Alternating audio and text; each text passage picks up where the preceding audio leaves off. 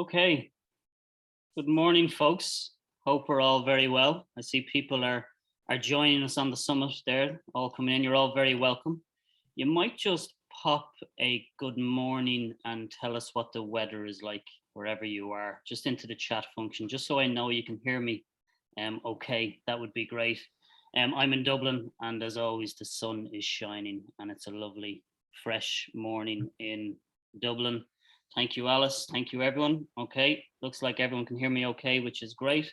So look, you're all very welcome. I think, look, we all got some good news, some needed news, I would say, last week with the lifting of the restrictions, which is great.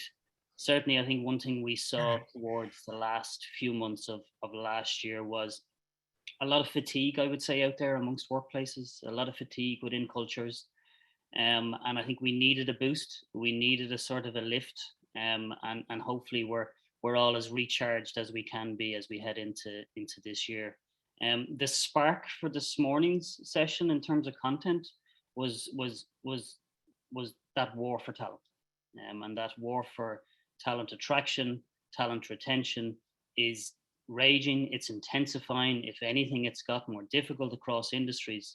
And we wanted to bring you some practical content in terms of what organizations are doing to elevate their employer brand. And one thing we all know to be true is that your employer brand, for it to be authentic, it has to be matched by the lived reality in terms of your internal culture.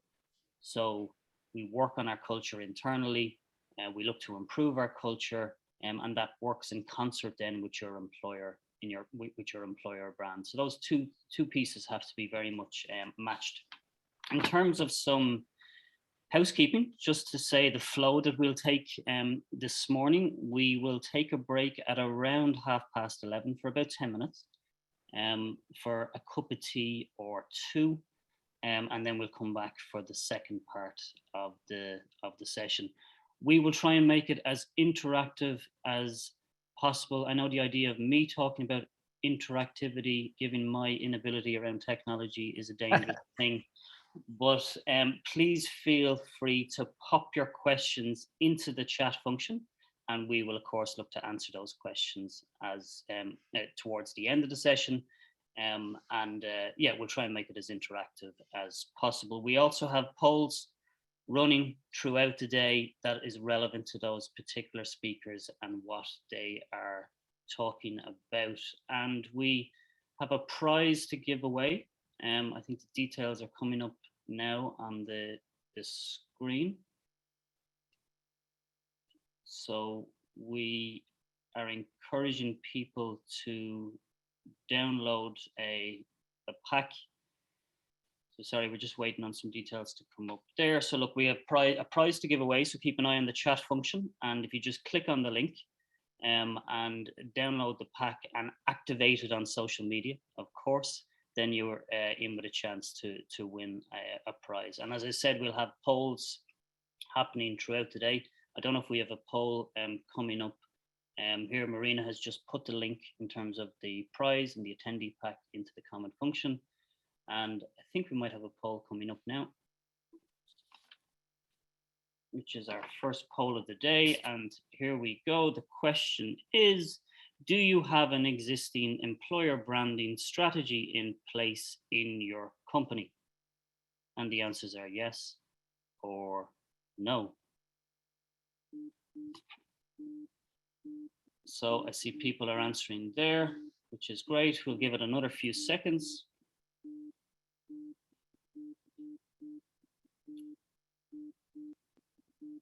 Okay. Yes, no. Okay, and we've closed it off. And do you have an existing employer branding strategy in place in your company? And 44% of people have said yes, and 56% of people have said no. That is great. Thank you for sharing that, Marina. And I think we have another poll then coming up just for our first speaker, which is, we're delighted to welcome Richard. So we'll just see if the second poll comes up. Okay, so the question for the second poll is, so we're getting working straight away. What role does home working play in your overall employer proposition. Home working was already part of our employer proposition pre-COVID. We have now incorporated home working into our employer proposition. We are considering adding home working to our employer proposition. We are not considering home working as part of our employer proposition, and we do not know. Thank you for completing that. We will give it another few seconds.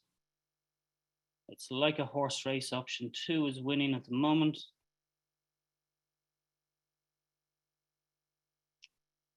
Winning is the wrong word. And results are in. Option 2, Richard. We have now incorporated home working into our employer proposition at 56%, and 6% have said we're not considering home working as part of our employer proposition. Okay, so that's just really interesting just to see where we all are. So thank you for sharing that, and thank you for getting involved.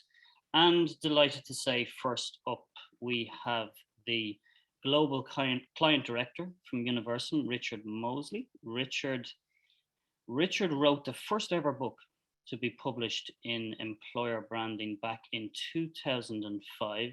Richard, maybe we're both showing our age here, but that is... I was very young. I was barely out of school. And I was a good bit younger, I think, Richard, as well. We'll get into that again. So that was 2005. And wow, if you think of 2005, right, was LinkedIn even around, the changes in terms of social media, all of that, it's incredible, right? YouTube launched in the same year, and I have to say they've done rather better than me. Right, okay. But there's always hope, Richard. Yeah. There's always hope, you never know. Yeah. And that book that you wrote, Richard, was actually the piece for me that sparked my interest in employer branding. That sparked my interest in employer branding, and I know you actually joined us at an event well over 10 years ago now. Yep. And you spoke on employer branding, which was amazing. Richard, for those that don't know, Richard has led some major employer branding projects out there globally, such as Coca-Cola, Gucci, L'Oreal, the UN. We could go on. The list is long, and Richard, we're delighted you can join us and to give us some insights, future trends around employer branding in 2022, and I think to set the scene, lovely. Delighted to hand over to Richard. Great, thank you. Let me just get this up. Okay, you can see my screen, can you? You can see it, Richard. Great. Yes, so thank you for that introduction, and great to hear that first book sparked your interest. I'm still going at it. I'm still a massive enthusiast for employer branding, and of course, one of the reasons is it keeps moving on.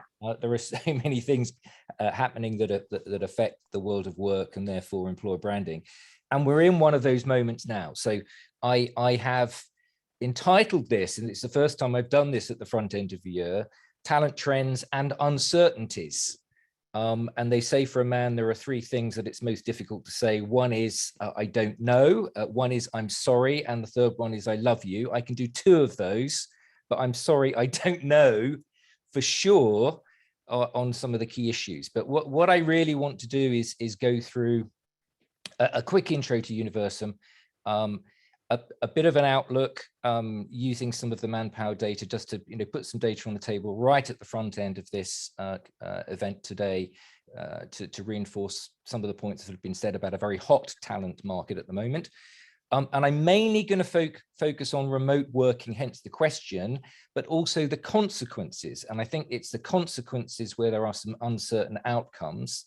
But the conclusions I hope we get to is, one conclusion is, companies of all sizes need to get their heads around the outcomes or potential outcomes, because, one of the things driving a lot of uncertainty in the market, but also a lot of movement in the market, the great reshuffle, is the effect of remote working, which is truly revolutionary.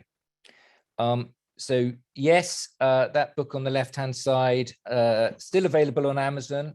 It's not quite a book tour, but I can mention that.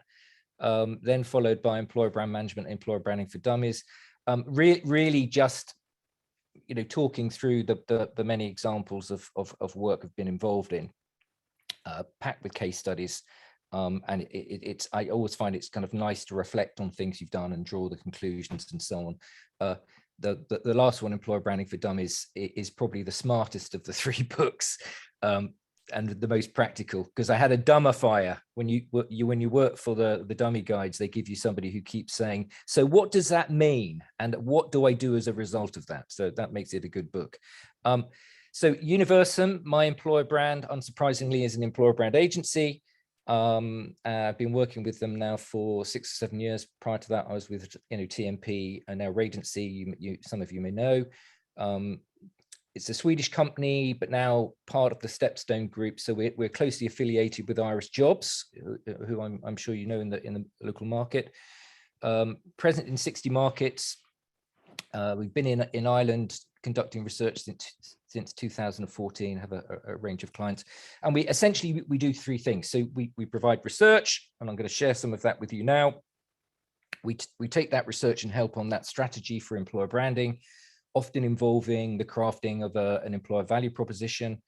And we also do quite a lot of content marketing, social media marketing, and so on. So that's us, and we work, it's great if you're an employer geek like me to be able to work with such a wide range of clients. So we work with a lot of international clients, but also market by market, also companies of all sizes.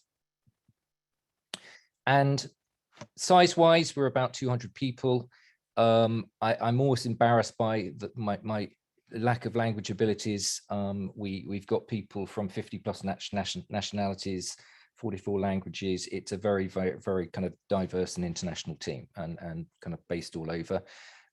We are hiring like everyone else in Ireland. Everyone is hiring in Ireland at the moment. We are hiring in Ireland, and wanting to build the team up. So yeah, so big picture on the front end, and I'm sure some of you've seen it, but not everybody perhaps. I think Manpower's outlook is extremely good, a great bit of research. We have great respect for the other research companies that we often partner with. And you may or may not have known that the outlook for Q1 is at a 30-year high. I mean, it's about as high as it's get. We've had very hot talent markets over that period of time, but it's really at its hottest. And also, and I read this in the Irish Times, it was interesting to read that employment is also at its highest level that it's ever been, according to the Central Stats Office. So, really interesting, and right across the board. So, all of you can see also, this is the percentage net, planning to hire versus not planning to hire or laying off. Across all of the industries, it's net positive. Some, like tech, no big surprise probably, but interesting also the retail trade. I think that's a bit of a bounce back, but for tech particularly, very hot, as you all know. The other thing that they put their data into is also looking at the role of remote working. So about 55% of roles at the moment being advertised have a remote working component. You can see here, yes, it does vary a fair bit, but interesting to see that even in production and manufacturing, probably more on the office side, you've got a reasonable number who are either working remotely the whole time or in this hybrid model. Most are going for a hybrid model. I've recently heard this twat phrase, which sounded rude until I was told it was, working Tuesdays, Wednesdays, and Thursdays. You may not have heard that. You've heard it from me then, first time, the twat model. And that seems to be, one of the most common ways of approaching this. But I'm going to dig into the data a little bit more because we can throw some further light on it from some of our research. So I'm going to show you 2 bits of data. First, drawing from our talent survey in Ireland. So every year we conduct research with about 10,000 students, 10,000 professionals. I've put in the fields of study there. And we can cut and dice the data in all kinds of different ways, which is what we essentially deliver up for our clients. And the main things we're finding out fairly straightforwardly are, what are people looking for? What is driving their attraction? Next thing is, how do they see some of the major employers? What's the image of those companies? And also we ask a bunch of other questions about channel preferences. And as you'll see from this, as I'm going to show, sometimes things that are a little more specific to the time, like remote working. So that's what I'm going to draw on first. and essentially a lot of that comes off this range of attributes that we use globally. It just means we can benchmark in a very effective way, which are 40 attributes that we test and refresh each year. I mean, interestingly, this year we haven't got remote working in there as yet, but this is actually from the 21 data, not the 22 data. It's a bit of a backwards look, or the 2020 to 21 data from the survey. And essentially, picking up on one key thing, one of the things we're doing, looking at lots of different sub-target groups, and I'm just going to show you two because I think these are interesting, is from those 40 attributes, what are the most important things in choosing an employer amongst students and professionals? And I'm going to kick off here because it's really relevant to what we're talking about. We have seen work-life balance become more important. We've seen flexible working particularly become more and more important each year. And it's also worth knowing that once you join the world of work, they're up there in the top 5. For students, I think it's interesting when we do qualitative research, naively, they think they are going to get flexible work and work-life balance. I think at the moment, many students see it as a human right rather than a kind of work policy and get quite surprised. We have seen it increasing with students, but it's the key thing is it's really super important on the list of attributes now for professionals. And flexible working conditions, I think, was back at around 8th, I think, in Ireland. And I'm showing the data for Ireland last year, so each year it's kind of gone up in level of importance. The other thing we do, and particularly at the moment, is look at gender differences. And a lot of companies are trying to balance up their gender hiring and policies and inclusion. And I just put this one in there again, big picture interest, but also relating to the fact that in terms of work-life balance and flexible working, it's even more attractive to women to men. And overall, when we look at the factors, it's a bit stereotypical, I'm afraid, but it's true that the factors that are more attractive to females tend to be related to purpose and culture, inspiration, respect for people, etc. The male side of the equation is still very much performance and reward. And I say still because it is interestingly over time, and we've been running our data for 30 years, they are getting closer together, but there are still quite some big differences. So, always important to remember if you're, when you're putting your propositions together, your recruitment marketing, if you want to hire more women into IT or STEM and some of these other areas, finance, where the numbers are still relatively low, you've got to be aware of the differences. Okay, so on the key question of remote working, our survey is really telling us that most students and most professionals are open to it. I mean, they're positive. And actually in Ireland, compared to the average, it's higher in Ireland than the average for Europe, which I think is interesting. Partly that's also driven by the very high level of interest and openness amongst tech talent. So, also worth bearing in mind. So you've got this situation where, increasingly, and it's also, we've now run the data for twice, people are getting a little bit more positive towards it. And I think it's probably no surprise that we have what you might call the great reshuffle going on when many organizations are offering a lot more and alternative remote working opportunities. It gives you more options. It gives you more options geographically and who you work for and all of that kind of stuff. So our research, and again, this is back in the middle of 2021. We're still waiting on our 2022 data to come through, suggested about 55% of professionals in Ireland across all kinds of different walks of life were thinking about moving employer. And it was interesting because I think there was a similar report again in maybe August, September, a different research company who came to a similar conclusion. To be clear, this is not a great resignation that's leading to a lot of people just falling out of work. There are some people taking early retirement, or they're looking at different ways of earning a living.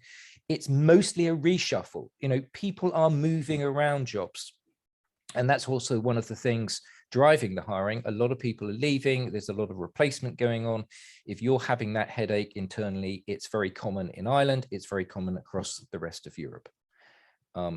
So digging into that, and we were particularly interested in this subject because we do see it as a bit of a revolution in our space, which is employer branding, because it affects the experience, it affects the way you pitch your work overall, it affects the culture and many other things. Is that we've just run a global survey. It closed last week, so this is actually the first time I'm presenting it externally, and I'm going to pick out the European data. We couldn't be as specific enough to get into data for Ireland, but by the looks of the differences between countries, the outcomes were very similar across Europe in terms of most countries. So we essentially were running this with INSEAD, a big focus on some of the leading employers. You can see the responses below, a list of the great and good who participated in the survey, but we also got a reasonable sample amongst medium-sized company and smaller companies. As you can see, the size there, smaller companies, or SMEs as they probably should be termed, less than 1,000 people. So what did we find out? Well, the first thing is when people were looking back on the effects of working at home from the pandemic, which majority of companies, of course, had very large proportions at the peak working from home, and even now working from home. It's interesting. I think there's clarity around the edges around what they see as the things that improved and the things that got worse or were kind of higher or lower, depending on the effect.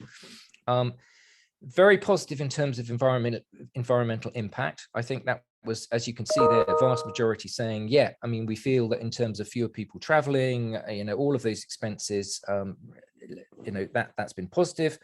The one that's interesting is productivity, because in the research, I'm not giving you all of the data. It was quite a detailed kind of survey.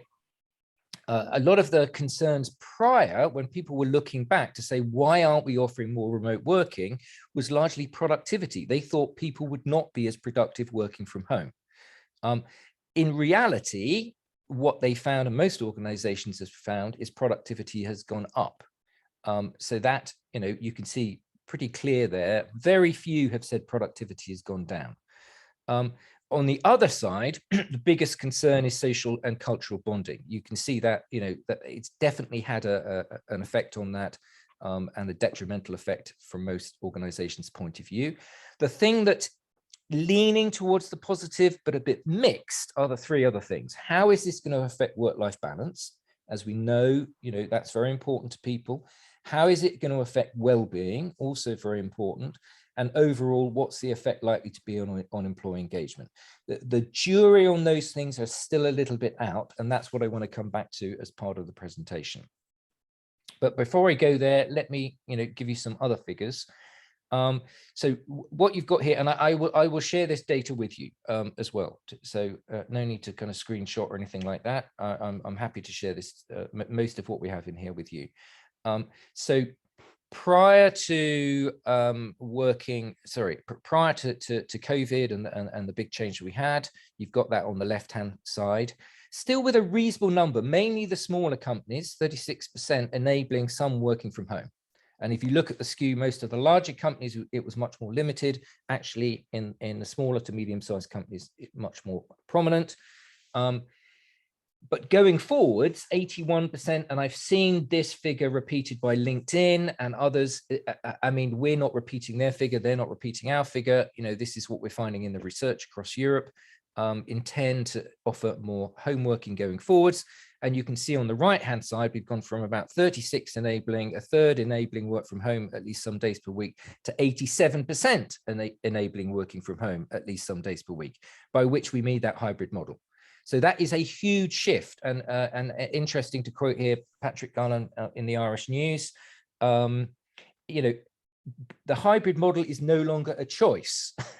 It's slowly but surely becoming the new normal, and in no doubt that this is a revolution. But the results of any revolution remain uncertain, and I think that's essentially what we've got to get our heads around this year, which is why I'm saying future trends. There are some things we can be clear out, but there are other things that are still a little bit uncertain.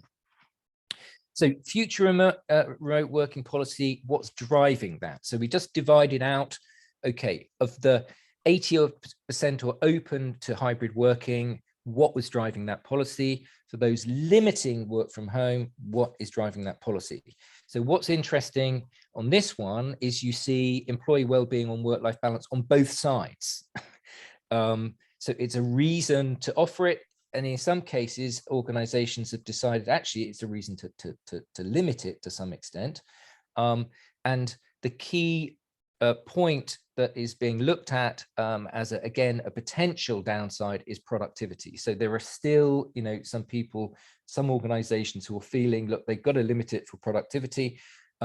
As you can imagine, actually, that does incorporate a fair number where, you know, you do need to be on site. It's very difficult, you know, working in a logistics organization when you're not physically present in many cases, for example.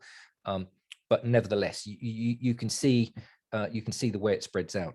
The interesting thing on, I think, on the left-hand side is how coming into this now, that competition for talent, you can see amongst those open to working from home is becoming a key issue. So over 50% said, okay, yeah, we may be doing it for certain organizational issues, but one of the key issues is hiring talent. So this to compare with where you are, 92% overall believe that some form of home working has become a crucial factor in attracting and retaining talent. So if you ask that straight question, and then you can see here how it works out. So like you, many have already got into incorporating it into the proposition. There are a fair number considering it. That there are very few who are not considering it as part of the employer proposition. So the majority have either done it or are thinking about it. And I think part of the recommendation here is if you haven't done it yet, you kind of really need to get on to at least working out how you are clarifying both internally and importantly externally your positioning when it comes to flexible working and working from home. So how are people, that's in terms of policy and positioning. Interestingly, in terms of implementation, it's a little bit behind that. So 60%, and again, companies across Europe have made progress, at least significant progress in implementing this work from home. But you can see there are a fair number still who are just starting out. But the majority, not quite complete, have made good progress. So again, it's a bit of a kind of benchmark when discussing this internally. You know, this is part of competing for talent. It's very important in hot markets, and Ireland is one of the hottest and most competitive talent markets at the moment. Therefore, you know, this is an important thing to get on board with. So hopes and fears. And again, here you'll see coming out, and again, this is looking forward. So when we've implemented this, on the left-hand side, the most positive things are wellness. It's interesting to see that one comes out at the top.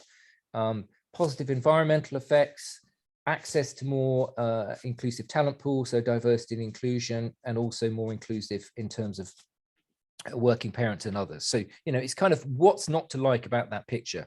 Well, on the right-hand side, the concern, and the biggest concern, is about social cultural bonding. From a TA point of view, or from a talent management point of view, you can read into that partly, I think, engagement. Can you get the same level of engagement when you've got this split workforce? And also retention. If people have, you know, if social bonds become weaker, it's actually easier for people to leave. We know from a lot of our research, and I'm sure from the Great Place to Work research as well, as has been with the Gallup research, you know, having a friend at work, having friends at work, people working with people you like is really critical to retention and your enjoyment of work. So if that gets loosened, it creates more turmoil in terms of the job market. To take the big picture, you've got a lot more people, you know, moving around more often because they're much more focused on doing the work. They're not quite as bonded from a social point of view. But overall, if we take two of these big factors, we weigh out, is this more of a concern? Is this more of a hope? Is this going to be better? Is this going to be worse? The majority at the moment, although you can see there's some balance in there, are on the plus side, thinking employee engagement is going to be better and productivity is going to be better. So, you know, at the moment, in terms of the big picture, the majority of organizations that we surveyed of all sizes are generally on the positive side. However, two key uncertainties. So, and you know, we look at the data; those are expectations. Doesn't necessarily mean that the verdict is completely in. And I think there are two things that are worth bearing in mind. So, in terms of the for and against, you know, will working from home and these policies either improve or kind of degrade inclusion? The for is the majority feel it's going to be better for hiring. You're going to be able to open up to a wider range of socioeconomic groups. It's going to open it up to more geographies, et cetera, et cetera, et cetera. And it's going to be more inclusive, a working environment, particularly for parents. On the other side, the biggest concern of when we asked people within our professional survey, and it's the same for students, about, you know, where the downside is that they fear they will miss out and be isolated, but miss out on social connections with co-workers. So that essentially is exclusion, not inclusion. If you feel you've got this kind of two-track, which a lot of people are beginning to think, remote working is a little bit of a second-class version of working within the office and the tight group. This may also be reinforced by one of the other questions we ask about whether people are shrinking their offices and shrinking their head offices, which they are. So you can imagine you've got, you know, going forward, playing it out, the trend, you're going to have fewer people coming into work, and they're going to be like the hardcore, and you're going to have a lot more people remote working, and they're going to be the ones who are slightly probably excluded from some of the key workings. This is what people are also extrapolating going forwards when they're thinking about this. Also, a fair proportion believe they'll miss out on important meetings and initiatives, but essentially it's the same issue. Second one is work-life balance and wellness. So overwhelmingly, you saw there, the positive upsides and hopes is that work-life balance will improve, wellness will improve going forwards with more remote working.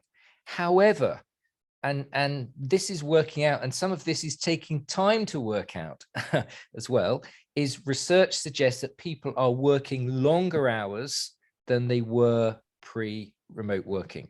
The Financial Times brought out some very interesting research to suggest that, you know, the average is 1 or 2 hours more per day. And I guess we can all think ourselves, listening into to this particular event, you know, how our own working styles have changed. And I think, okay, yeah, of course, people are not spending as much time commuting, because that can cut out a fair bit of time as well. But a lot of people are spending more time actually working in terms of total hours, and the intensity also is higher. So, you know, the gaps between meetings, for example, you're not walking from meeting to meeting, having a coffee in between, et cetera, et cetera.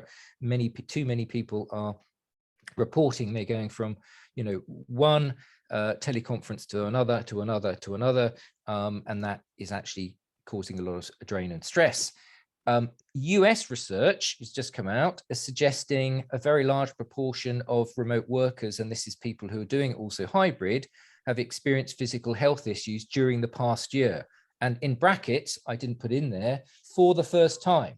So a lot of people are getting back pains, a lot of people are having eye problems, a whole load of things which are probably due to the changing working conditions. The biggest one, and we've heard this from a wellness point of view for years, is that, you know, the biggest health risk is probably not fat and sugar, it's sitting on a sofa or sitting for too long. And okay, again, jury's out on that one as well, but there is a lot in that.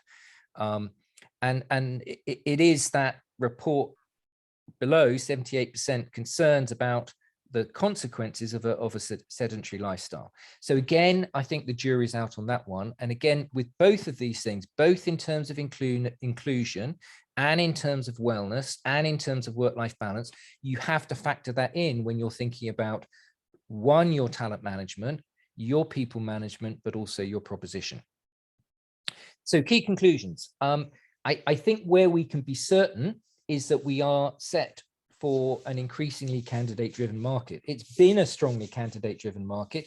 It's getting even hotter. Cannot say how long that's going to last. there's an uncertainty there in terms of the IMF and others. They were a little bit downbeat about the economic growth in the second half of the year, but time is now. For the next quarter and probably the quarter after that, it's going to be very uncomfortable for many recruiters in terms of filling their requisitions and so on. Secondly, another certainty, remote hybrid working in some form is undoubtedly here to stay. Very, very few organizations have said that they're going to go back to the way they were before. Some headlines around, yes, JP Morgan, Goldman Sachs, some of the big investment banks, they're basically saying, get your asses back into the office. We're paying you a shitload of money and you need to be, back in the office, but that's unusual. In most cases, it's not that way. Both of those factors are, I think, both the market and remote working are leading to this big reshuffle. A lot of people are reconsidering their employment options, and therefore, both in terms of retention and attraction, there's a lot of movement going on in the market, which is driving a lot of the activity overall. In this context, in terms of the key takeouts, I would say, given the hot market, given this revolution going on, it's really important to sharpen up and sorry, EVPs, the employer proposition, basically how you set out your stall for your candidates, not job by job, but overall the company, the culture, what we're offering, what the deal is, that needs to be sharpened up to remain competitive, both because of market, but also because it needs to include your position with some clarity over how remote working fits into the mix. How does it fit into the deal? How is it affecting the culture? What are you doing? The third one is to keep a focus on some of these other issues. And I think particularly wellness, this is growing. We have a speaker on this a bit later on, which I'm sure is going to be great because it's very much and well needed right now. Inclusion and the culture is a big issue. Everybody's concerned about it. It's still working itself out. This is not just going to be heaven for diversity and inclusion. I think there are lots of inclusion, exclusion issues that will need to be dealt with. And then finally, belonging, which I think is really important. And inclusion is a bit of a technical word, but I think belonging and making sure that you work out with your organization how you consciously and actively reinforce that sense of identity and belonging is going to become absolutely crucial. Otherwise, if you're not doing it, I think it's going to be a really challenging time in terms of attrition. I think a lot of people are going to move on. There may be a bit of settling down. Okay, people have left and other people have joined, but either way, I think you're going to be, the key thing here is being very clear about your proposition overall, not job by job, but overall. And within that, being very clear about where remote working fits into it. And also, as a result of that, how you're actively addressing things like inclusion, wellness, and belonging. So that's all from me. I'm happy. I think we've timed this to take at least a couple of questions. Just a quick one in terms of next steps. If you want to find out more, the best person to speak to is Steve Ward, who is our manager for the UK and Ireland. I've given you your details here. We'll send you the deck. But if you want to reach out to me individually, then that's also fine. I'd be very happy to pick up any questions you have. But please, I think we've got 2 or 3 minutes for questions. I'm sorry I didn't leave a bit longer. Richard, that's okay. That's great. And I know you have to head away now, Richard, to take on YouTube. But look, appreciate you joining us. Appreciate your time. I'm going to trust you on the twat model. That's a thing. Tuesday, Wednesdays, and Thursdays, just in case anyone is looking at me funny. It is a thing. I promise you. I'm not trying to pull a fast one on you. Okay, I'm trusting you on that one, Richard. But look, really good scene Saturday. Great insights. Question from Jennifer, Richard. How can a company communicate a hybrid model when some of the company physically cannot work from home? So say construction workers and the other half can. So it's a mix is always. Yeah. I think where you've got a mix, you just need to be clear that, you are offering it where you can offer it. And this has been the same for flexible working for many years as well. Obviously, the amount of flexible work you can offer does depend on the role. The point is more your stance on it. Your stance on it. Are you offering as much flexible working as you can, dependent on the role? Because there are also big differences, let's say just in production, say, between companies who have much more of a flexible mindset and those that don't at all. So I think it's more where you are on the scale, and being clear about how progressive you are in terms of those policies. Okay, great. What you can't do, as you say, is just say, promise to everyone the same thing. You can't do that. Of course, and it has to match up, right? The lived experience. Oh yeah, absolutely. It's more the mindset, I think, around this. It's more the mindset than having a blanket offer for everyone. Brilliant, Richard. Yeah, thinking about say an organization looking to move to an EVP stage, right? Yeah. Any examples around organizations around how they have put a hybrid or a health angle in terms of their EVP, and how you go about doing that? Yeah, absolutely. And I think I was working on one with GSK, and you can imagine if you are GSK, I mean, they've got other things to think about at the moment in terms of the demerger and so on. But you can imagine that that's really important to them.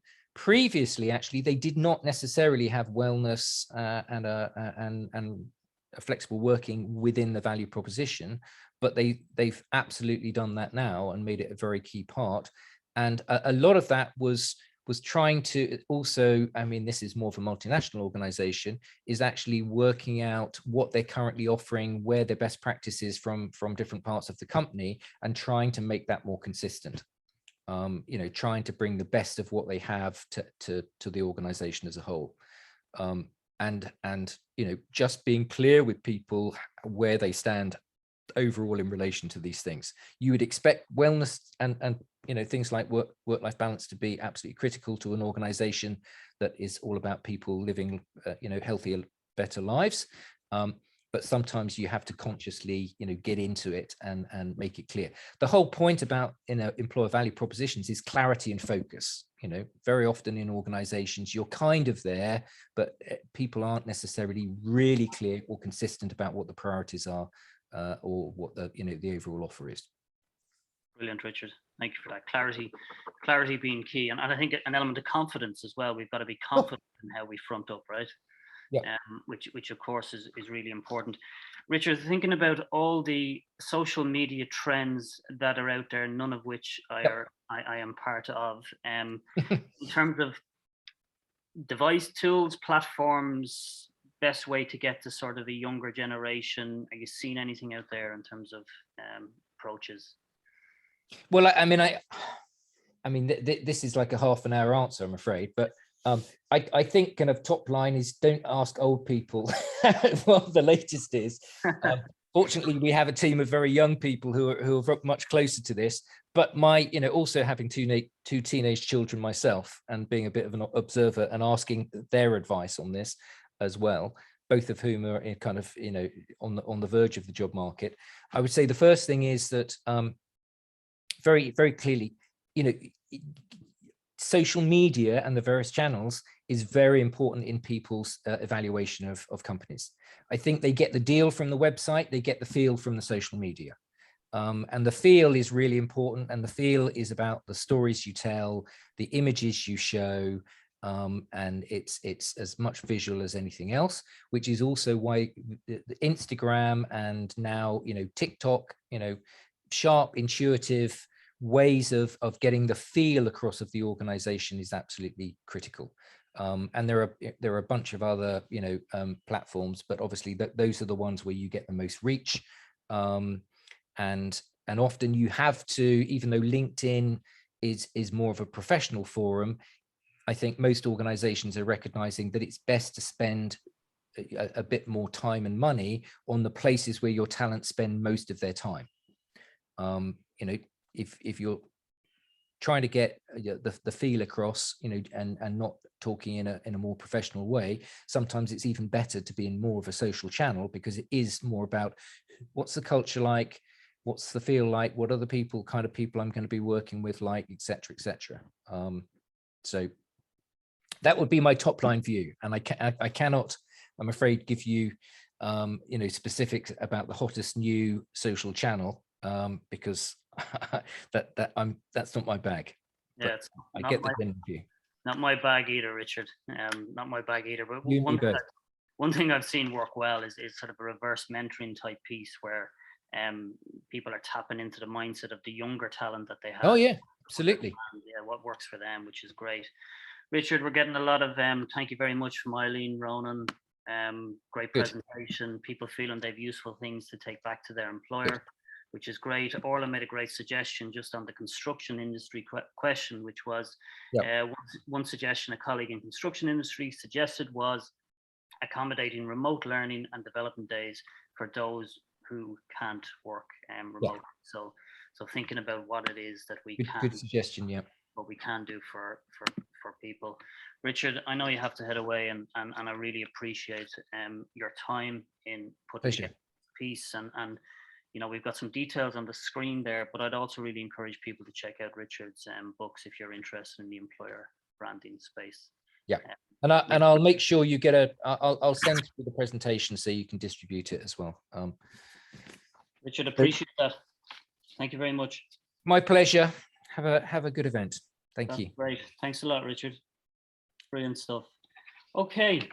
Thank you very much for that. So I think we'll have a poll coming up that will be lead us into the next item. So question is, do you have an early talent program? Yes or no?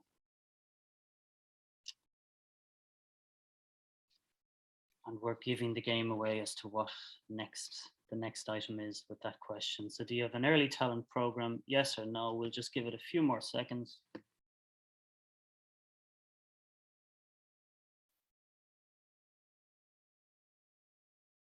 Okay, great. So do you have an early talent program? Thanks for everyone getting involved in that.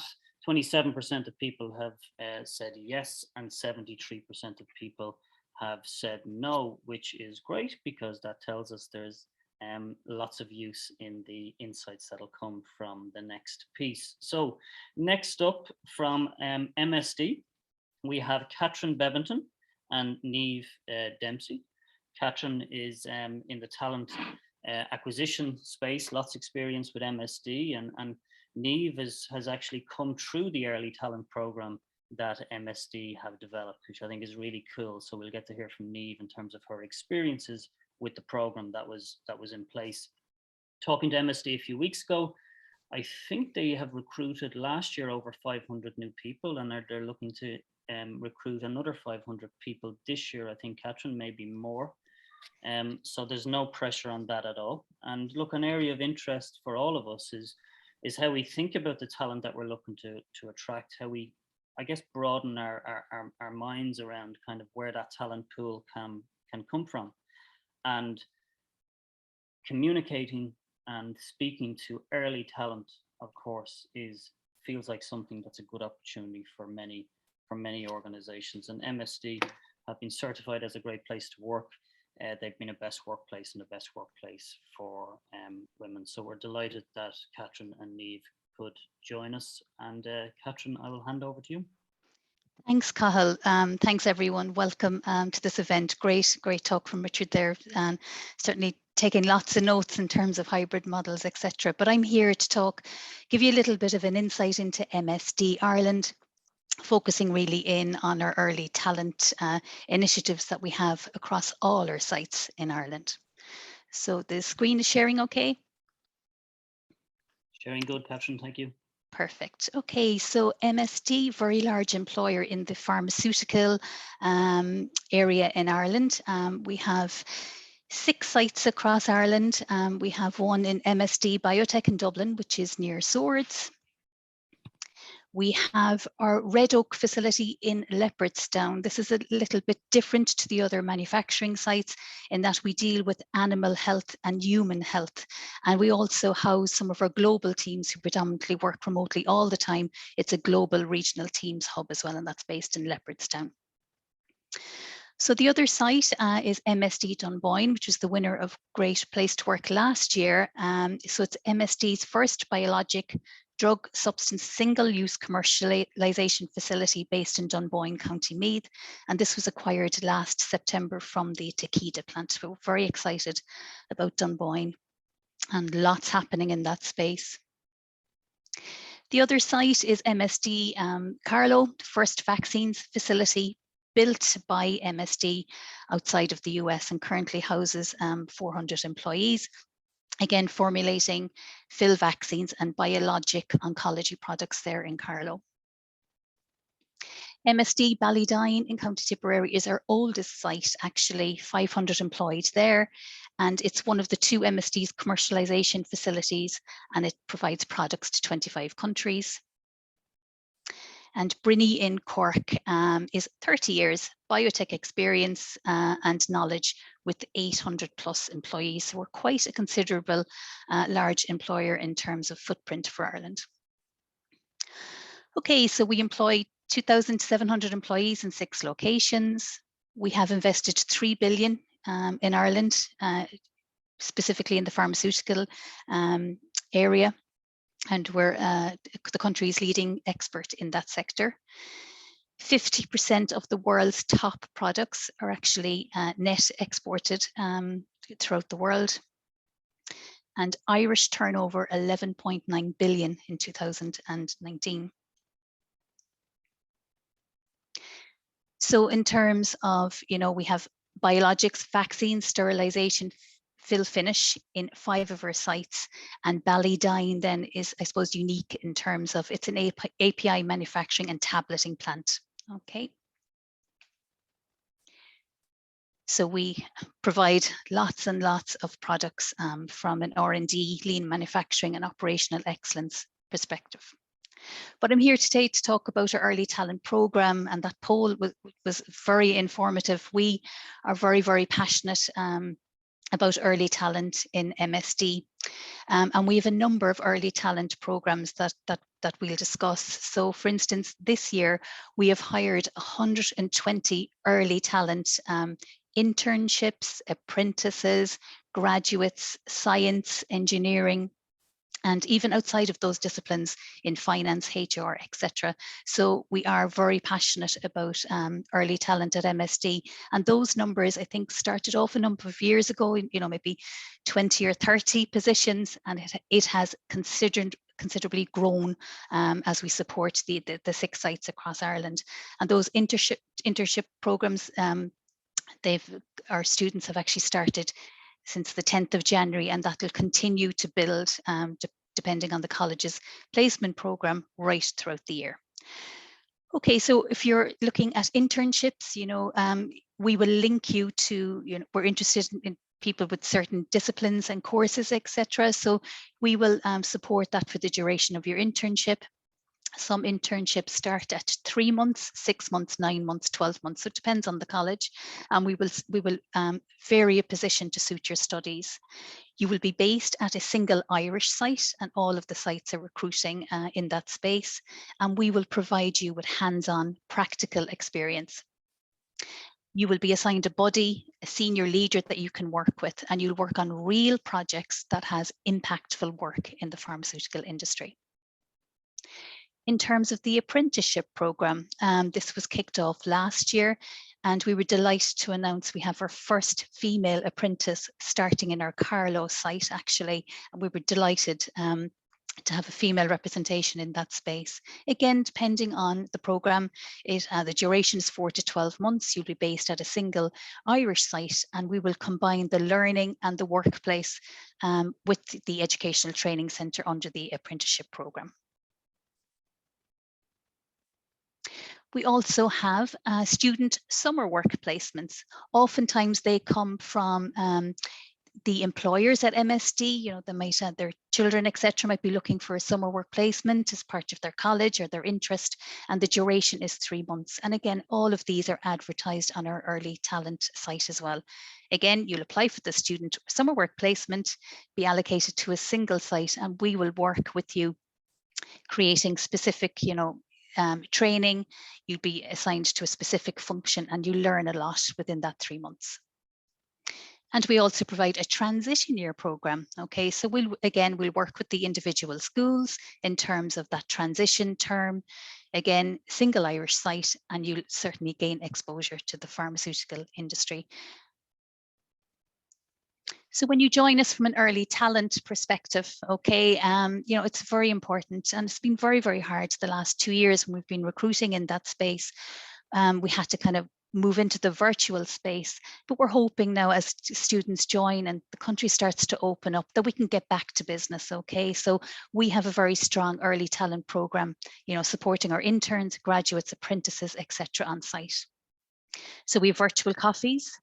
We have a Yammer group. So back to, you know, how do the younger demographic like to engage and socialize? You know, Yammer. We have an MSD Links intern Yammer page, and the Yammer page can give, you know, the social aspect to the other early talent graduates that have joined MSD, which is great. Everybody needs a buddy, so we have a structured buddy program when you join.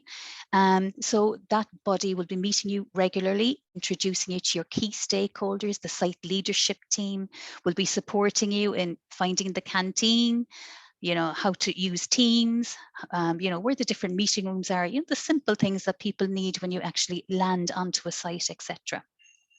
We had to do this virtually for the last 2 years, but again, really looking forward to, you know, introducing you to your buddy or your elf that'll support you through your transition into MSD. We have virtual training as well, hosted by the early talent team. So it's specifically mapped out. You know, we have wellness programs, we help with PowerPoint training, etc. And there's, you know, we're a highly regulated industry, so we will provide you in terms of quality musts, in terms of QRM training, etc. Just making sure that you're aware that we are a highly regulated industry and just the training and the disciplines around that. We have a dedicated team to support all early talent. They're called MSD Links, and that's the link from early talent into where you actually start off your career at MSD. And again, that's very much supported at senior level, actually, right across our 6 sites. We did organise buses. We have virtual site tours at the moment, but 2 years ago, every person that started with us within our early talent programme visited 2 of our sites. You know, we would have had buses, organised a nice lunch, had talks, etc., and just making sure that our early talent pool visited 1 or 2 of the other sites just to get a flavour of MSD. You will be dedicated to a project, and that's very important from a graduate and an intern perspective, that you can come back to the college and say, this is the project I worked at in MSD and this is what I've learned. You will present that project to the site leadership team, and then again, that'll support you in terms of what you learned from a college perspective.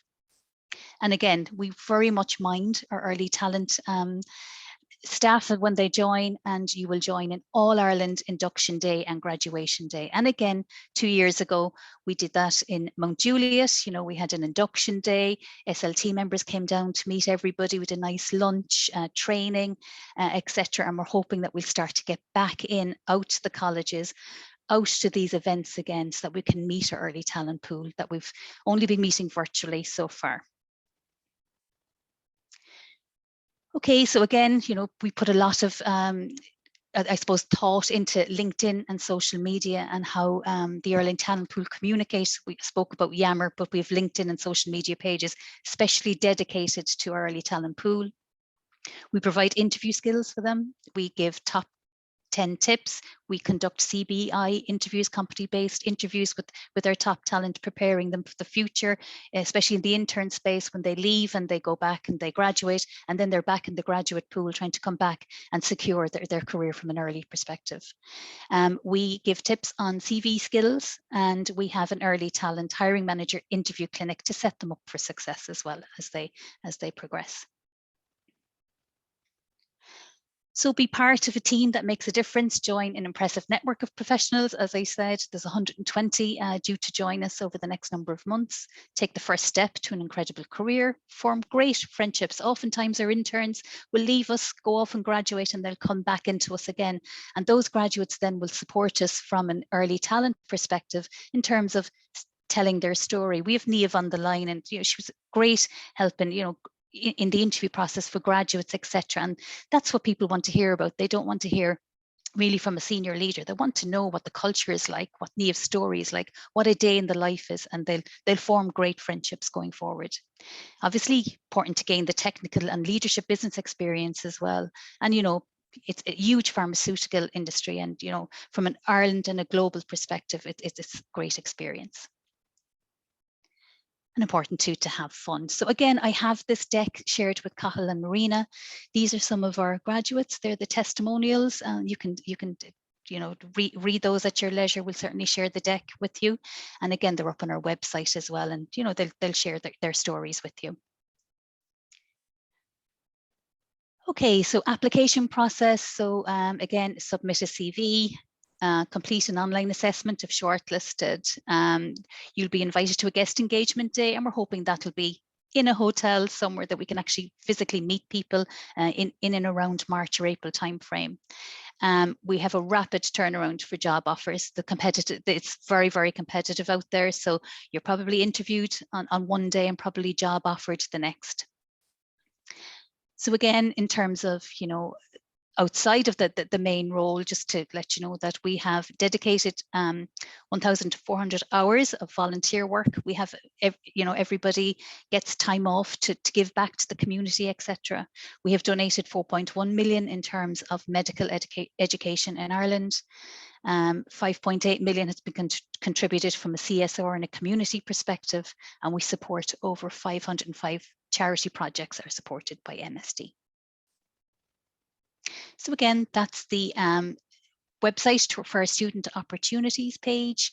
And again, you know, any roles, apprentices, graduates, interns, etc., are all advertised within that student page.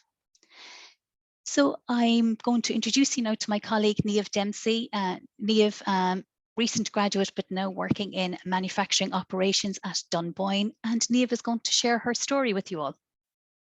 Thanks, Catherine. Hi, everybody. I'm Niamh. I work in the manufacturing tech ops team in MSD Dunboyne, and I started back in January 2020 as a manufacturing tech ops associate. So this was straight after graduating from a master's in biopharmaceutical technology from AIT in 2019. So soon after joining the team in Dunboyne, I had a really fantastic opportunity of transitioning across to an engineering role in the CSV team, so the computer system validation team. That was primarily working on the process equipment on site and our laboratory management system. So I really got hands-on experience within a completely different role than what I initially thought I would go into, but it was such a good opportunity, I suppose, and something I never thought I'd get into. But going forward now, I've brought that experience back into my manufacturing role. So early last year in 2021, I moved back into the manufacturing tech ops role in Dunboyne. And I've been working there primarily just getting our capability up within our team and developing our site readiness. We're a startup facility in Dunboyne, so we're just gearing towards our engineering batches at the moment, so really focusing on getting our team capabilities up, and such a great opportunity as a graduate to come in and just learn all the different types of equipment, the different processes, and the biopharmaceutical industry. So just a little bit more about what I am involved on inside. We've a load of different initiatives and charters within MSD and within Dunboyne as well. So we have a Live It team, which is our health and wellbeing team within MSD, and that just primarily focuses on our health and wellbeing culture. And we do a few different initiatives and programs throughout the year. I'll talk through that in the next couple of slides as well. But another program that we have within Dunboyne is the Success Team. So I got the opportunity to be team lead of this team last year, and that team primarily just organises events and different days, which will help us. It helps us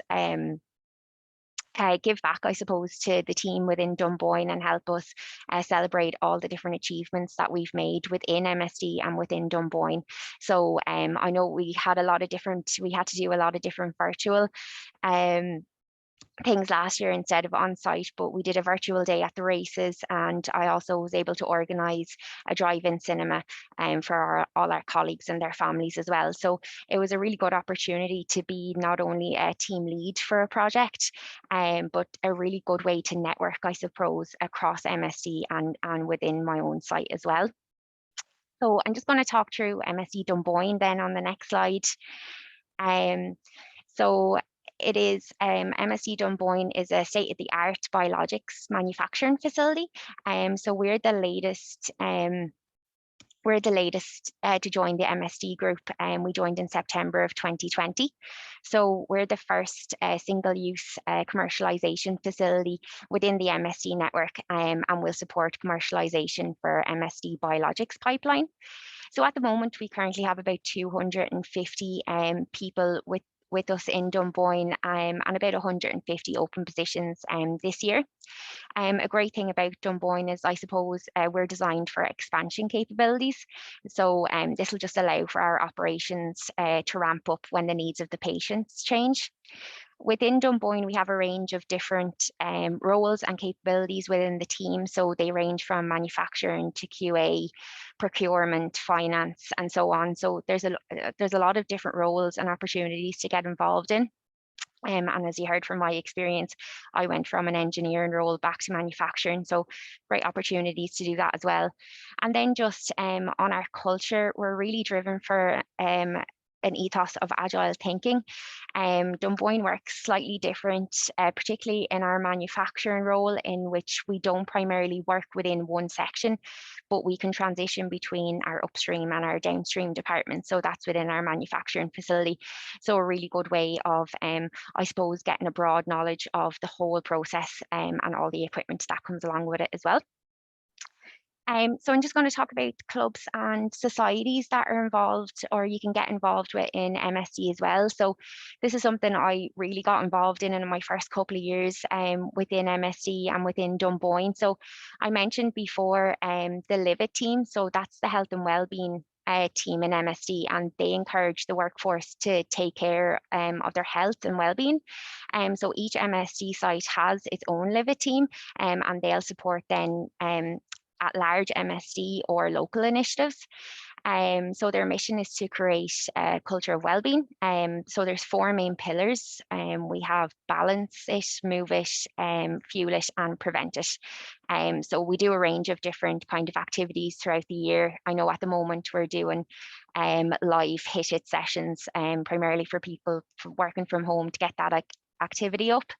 And then other sports and socks, we have soccer, tennis, I know there's chess clubs and stuff like that as well. And then we have diversity and inclusion, which is quite large in MSD at the moment, and they do a lot of different programs throughout the year and different talks.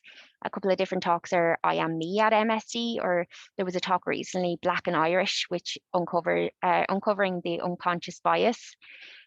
Different other groups, then we have MSD for Mothers, and then sustainability and biodiversity groups as well. So there's a great range of groups, and I really found coming in as a graduate, diving right into these, I was able to network across MSD as a whole, and also within the Dunboyne site, which really helped, I suppose, gain my confidence and networking skills as well. So really good opportunities there.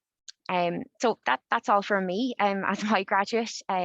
So thanks, Catherine. I don't know if you want to say anything else.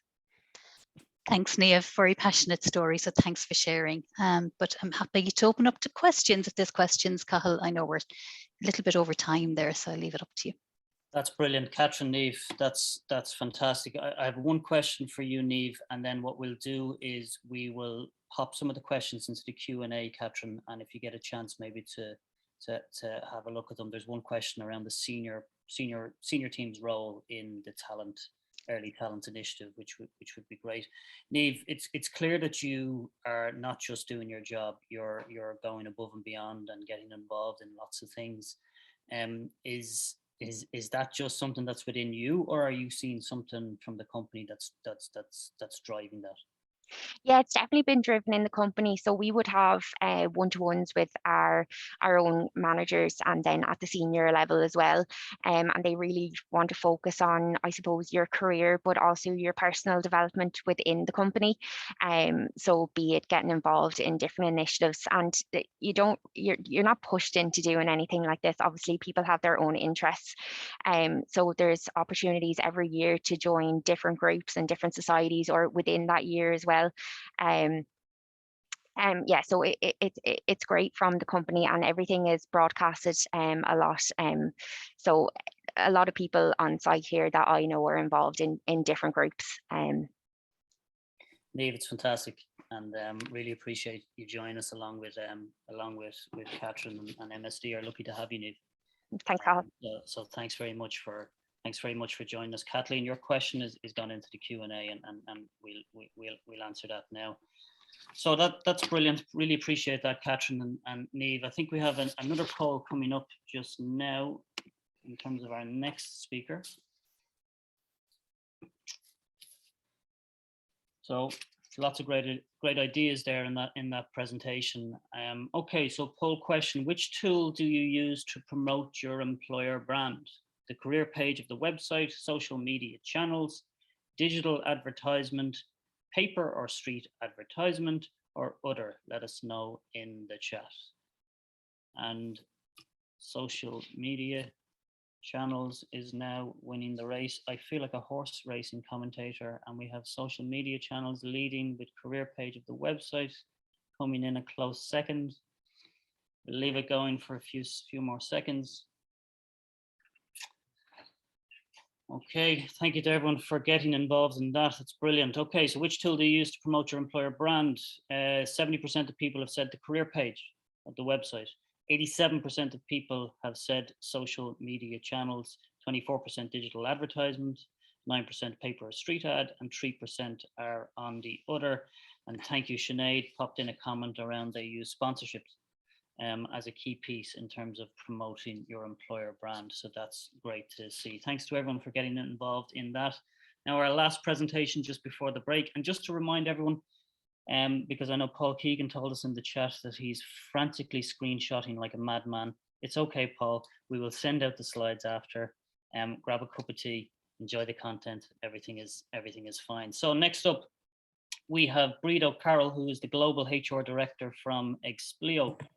Breed has a master's in HR strategy, is a member of the Expleo Ireland board, and Expleo, as we'll hear, are very much in the tech space. In the recent Great Place to Work survey, just to give you an idea of the culture, Breed might be too modest to share this, I don't know. 92% of people, when you join the company, believe that they're made feel welcome. So a really good stat there. So to share with us around what Expleo do in terms of looking to attract tech talent and some tactics, but there'll be lots in it for all industries. I'm delighted to hand over to you, Breed. Breed, thanks for joining us.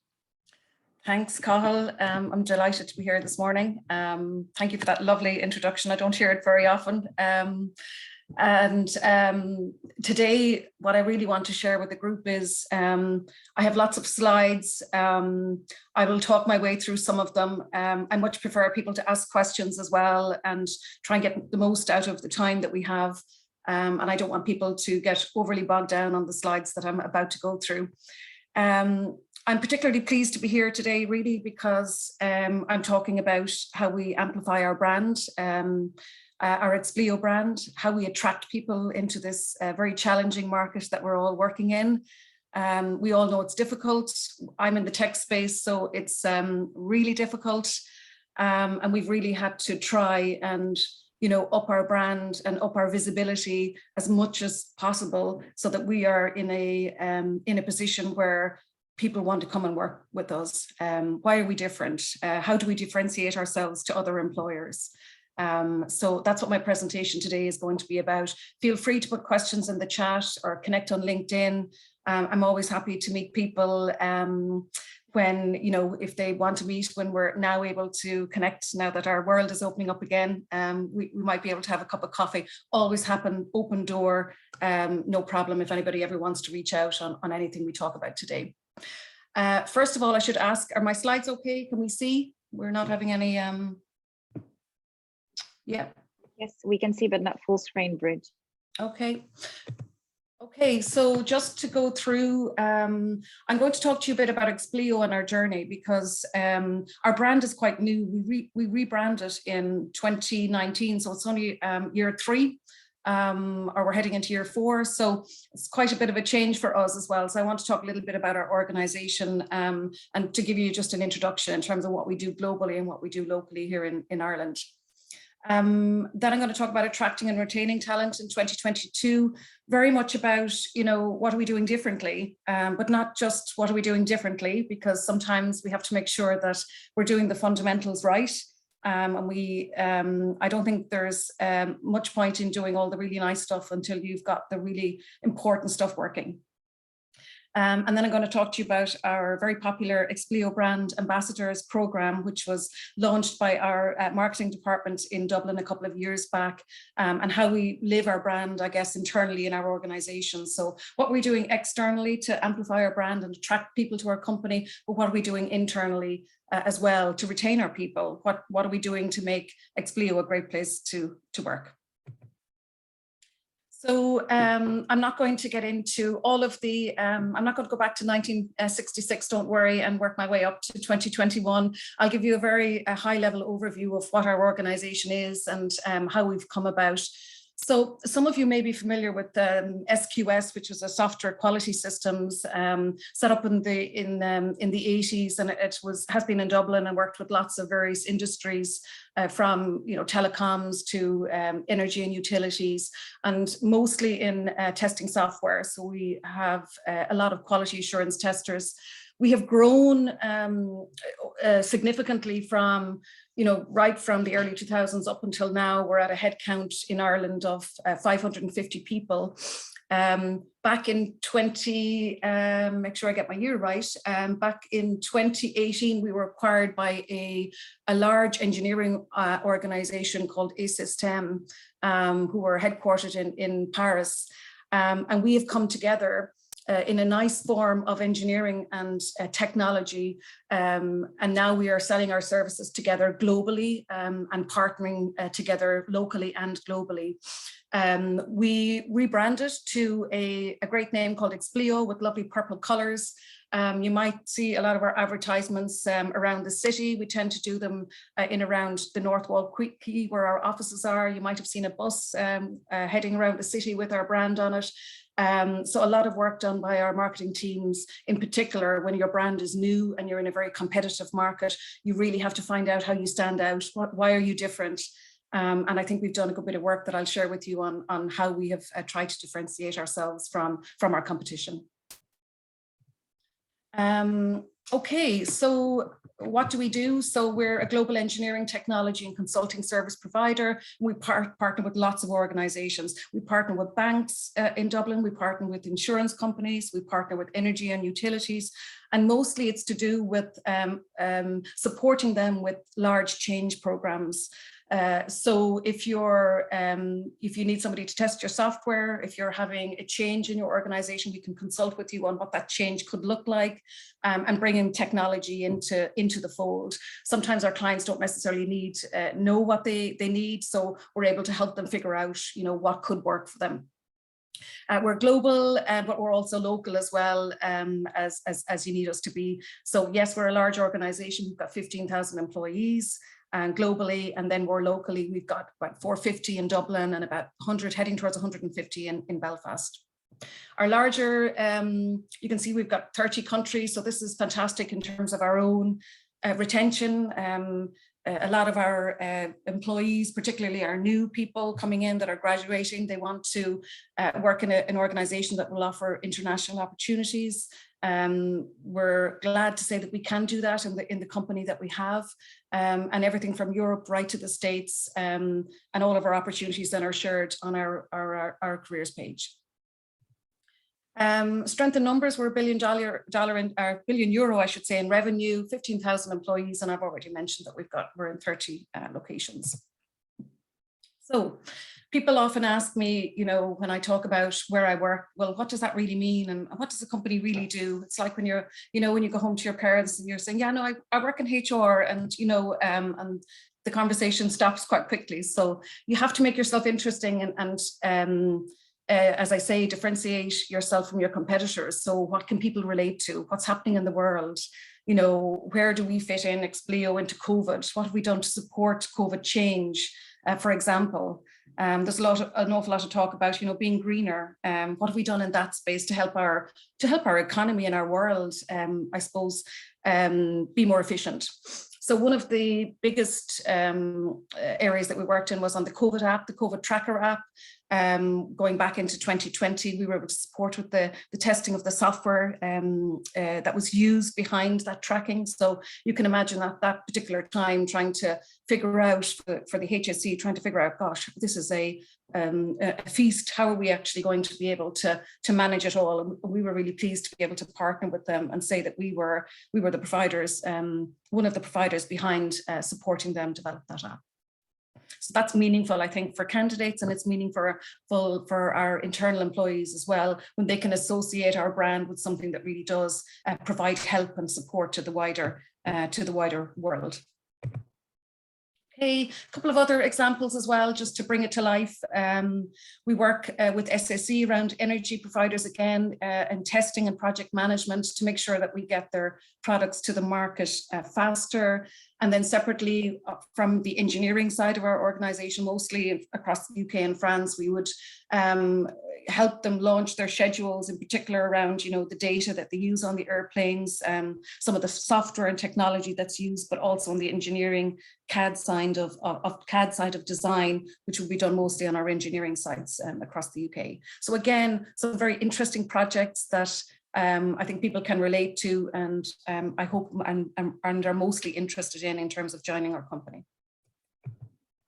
Okay, so now onto the whole subject of recruitment, I guess, and the main reason as to why I'm here today is to talk about, you know, what do we do? How do we brand ourselves differently? You know, what talent, what pools are we trying to tap into across the world, not even just Ireland, because we have to go outside Ireland as well to try and find the people that we need. And that's really important when you've got a very sparse pool that we're looking in, and all of the tech organizations are looking in the same pool. So what do we do and what do we do differently? So we have got some really nice branding that we obviously use as part of our own internal sites and as part of our corporate presentations internally, but also as part of our careers website. We have to look edgy, we have to look good and attractive. Nothing worse than going onto a website and it doesn't work, or it takes you 50,000 clicks before you get to the job application section. Candidates, certainly candidates who are specialized in technology, are not going to hang around. It's going to frustrate them. It's going to make them want to say, you know what, I'll just move on. There's other jobs over here. So our pace has to be really, really quick to keep up with the demand and to make sure that we're really quick in terms of our turnaround with our candidates as well. To break it up a little bit, I thought I might just share with you a video, which I hope works. Marina's going to help me if it doesn't. Just to share with you, you know, how we, I guess, position ourselves in the market. What do our videos look like? If somebody goes onto our website and says, you know, I wonder what this Expleo place looks like. I wonder what it's like to work there, Here are some of the videos, one of the videos that we just created, which I think captures our brand really well. And I think it captures what we do really well.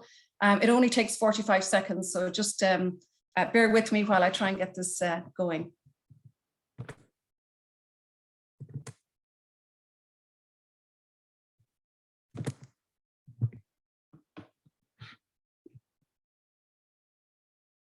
Writing's not that easy, but Grammarly can help. This sentence is grammatically correct. Nothing grows in comfort zones. The world Wait, can you go directly into YouTube? You stop simple. sharing screen and then you go to YouTube directly, Those and the who video have is been there. I there think it's done that. live. Sorry, Marina. I said, can you stop sharing your screen and go to the YouTube tab on the net that you have prepared? Sorry. So stop sharing your screen. Okay. And then you share again and you share the YouTube. Oh, I did the page. YouTube. hold on a second. Just let me just start the sharing again.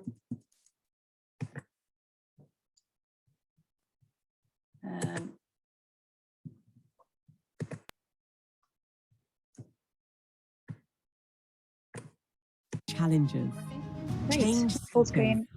visionaries, those who have been there and done that, but never do the same thing twice. We're here to disrupt. With us, the future of work is exciting. It's humans realizing their potential. It's robots responding to thousands of customer inquiries, handling 80,000 orders every week, processing hundreds of invoices in record time. And it's you taking all the credit. We are Expleo. We build the workplaces of tomorrow today. Are you ready?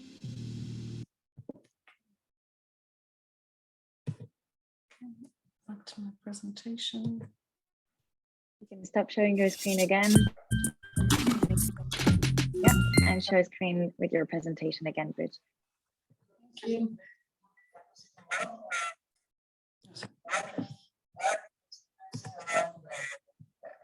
Sorry.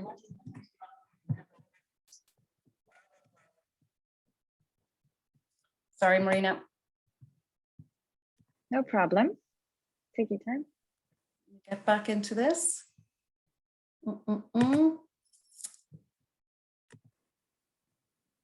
Now, I think I'll move on to the next one. It might be just... Good. And if you can put the full screen mode, and that's perfect. Yeah, you got it? Not the full screen. You're on your slides now, and if you can click, yeah. Okay. Good. Not from beginning, just from current slide, yeah. Yeah. Okay, so, oh dear. Nothing grows in comfort zones.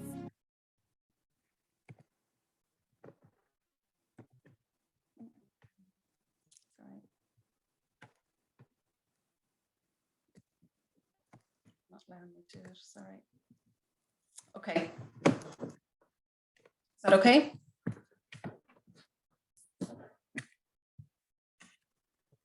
Okay, so I hope you got some insight, I guess, from that video, just in terms of what Expleo is about, the technology that we work in terms of how we are predicting the future, in terms of how robots operate, how we actually are going to be part of that world in terms of electric cars, robots, eco-planes, etc. And that's something I think that a lot of our technical experts or our tech talent can relate to. And I think that's something that we really want to share at the forefront with people to make sure that they can see, you know, what it is that we're about and what kind of interesting projects they could work on. Separately to that, I've shared on this slide our values. A big part of what we do within our company is around collaborating with each other. It's one of our key values. We don't work in isolation of each other. We work together and we collaborate all of the time. We collaborate internally. We collaborate with our clients on projects, and ensuring that that's shown through our videos and our experience brings that kind of human-centric element that you're not going to be alone. You're always going to have that supporting hand within a team, within a project team, or even across the wider organization. People are generally want to help other people succeed as well. So what have we done then separately, just around what have we done to attract talent to Expleo, and what kind of changes have we made? This is definitely something that is work in progress. It's not just about you know, having some quick fixes that we're going to do something and it's going to be done and it's going to solve all of our problems. It's absolutely not. The first thing that we've looked at this year, and we've actually only launched it this week, so it's very timely. We've launched a new career website, which has really improved the overall candidate experience. I talked earlier about, you know, getting into a website. You have to be really slick and quick, and candidates will not wait around if things are clunky and they don't work. So improving that experience, making sure that we are reinventing our onboarding experience, because you could have a candidate that might be with you on a journey for a couple of months, then they've got 2 months before they join you. Always making sure that we keep in touch through our systems with those individuals so that we don't lose them on that journey, saying hi, welcoming them before they actually even join the organization, keeping in touch with them, taking videos and sending them to them as well to make sure that they feel a bit of a connection to our company.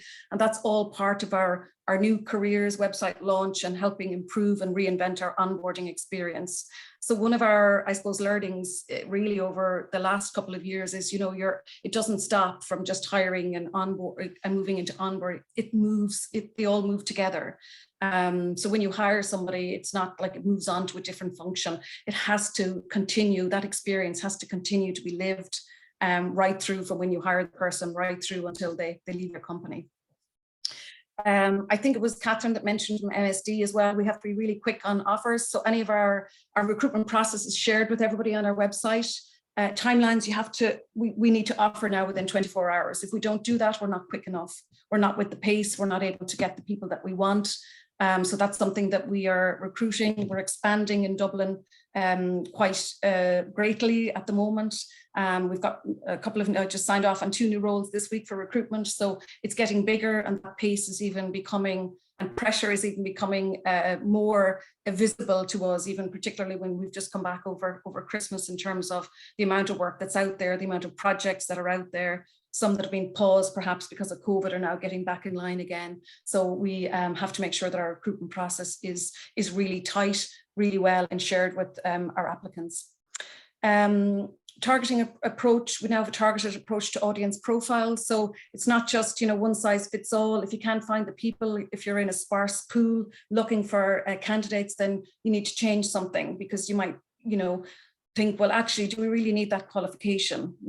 Maybe not. Can we work with our client and perhaps see whether we could reduce the amount of experience that we really need? Because sometimes your job descriptions can be quite lengthy, and you don't necessarily really need all of what you have. What can we flex on? What can we work with? Can we tap into pools? For example, Women Returners program is something that we did in Ireland over the last couple of years, continue to do. There is talent out there that is untapped, that we now need to really start being more targeted. It's not always about having the technical qualification. Lots of people have different experiences that we're now trying to tap into different markets, and we're creating personas around where can we contact people, what kind of a profile are we looking for, rather than just looking at the typical traditional ways of finding talent. Flex for the future, which Richard talked about in his, absolutely, this is something that we have to offer flexibility. We ourselves have a hybrid model called Fusion. We're now starting to get people back into to work, whether it's on client sites or with us directly. We haven't done a 5-day-a-week remote working just yet. I think there will be a demand for it. We still want to keep our personal touch with people. We think it's important to meet people, you know, once a week, twice a week, whatever it is. But perhaps in the future, if our tech talent, in particular our software developers, where we've really seen an increased demand over the last couple of years because everybody's using technology more, then maybe we might need to reconsider that. But right now we're a hybrid, we will have a hybrid working model.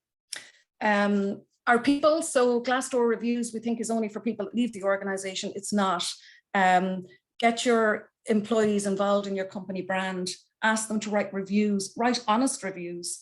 They will listen to applicants, will listen to your people more than they will listen to the head of HR talking about how great the organization is. And that's the real life touch. We can't oversell what we have, so there's no point in, you know, selling and doing a wonderful process and creating this big expectation. They won't stay with us.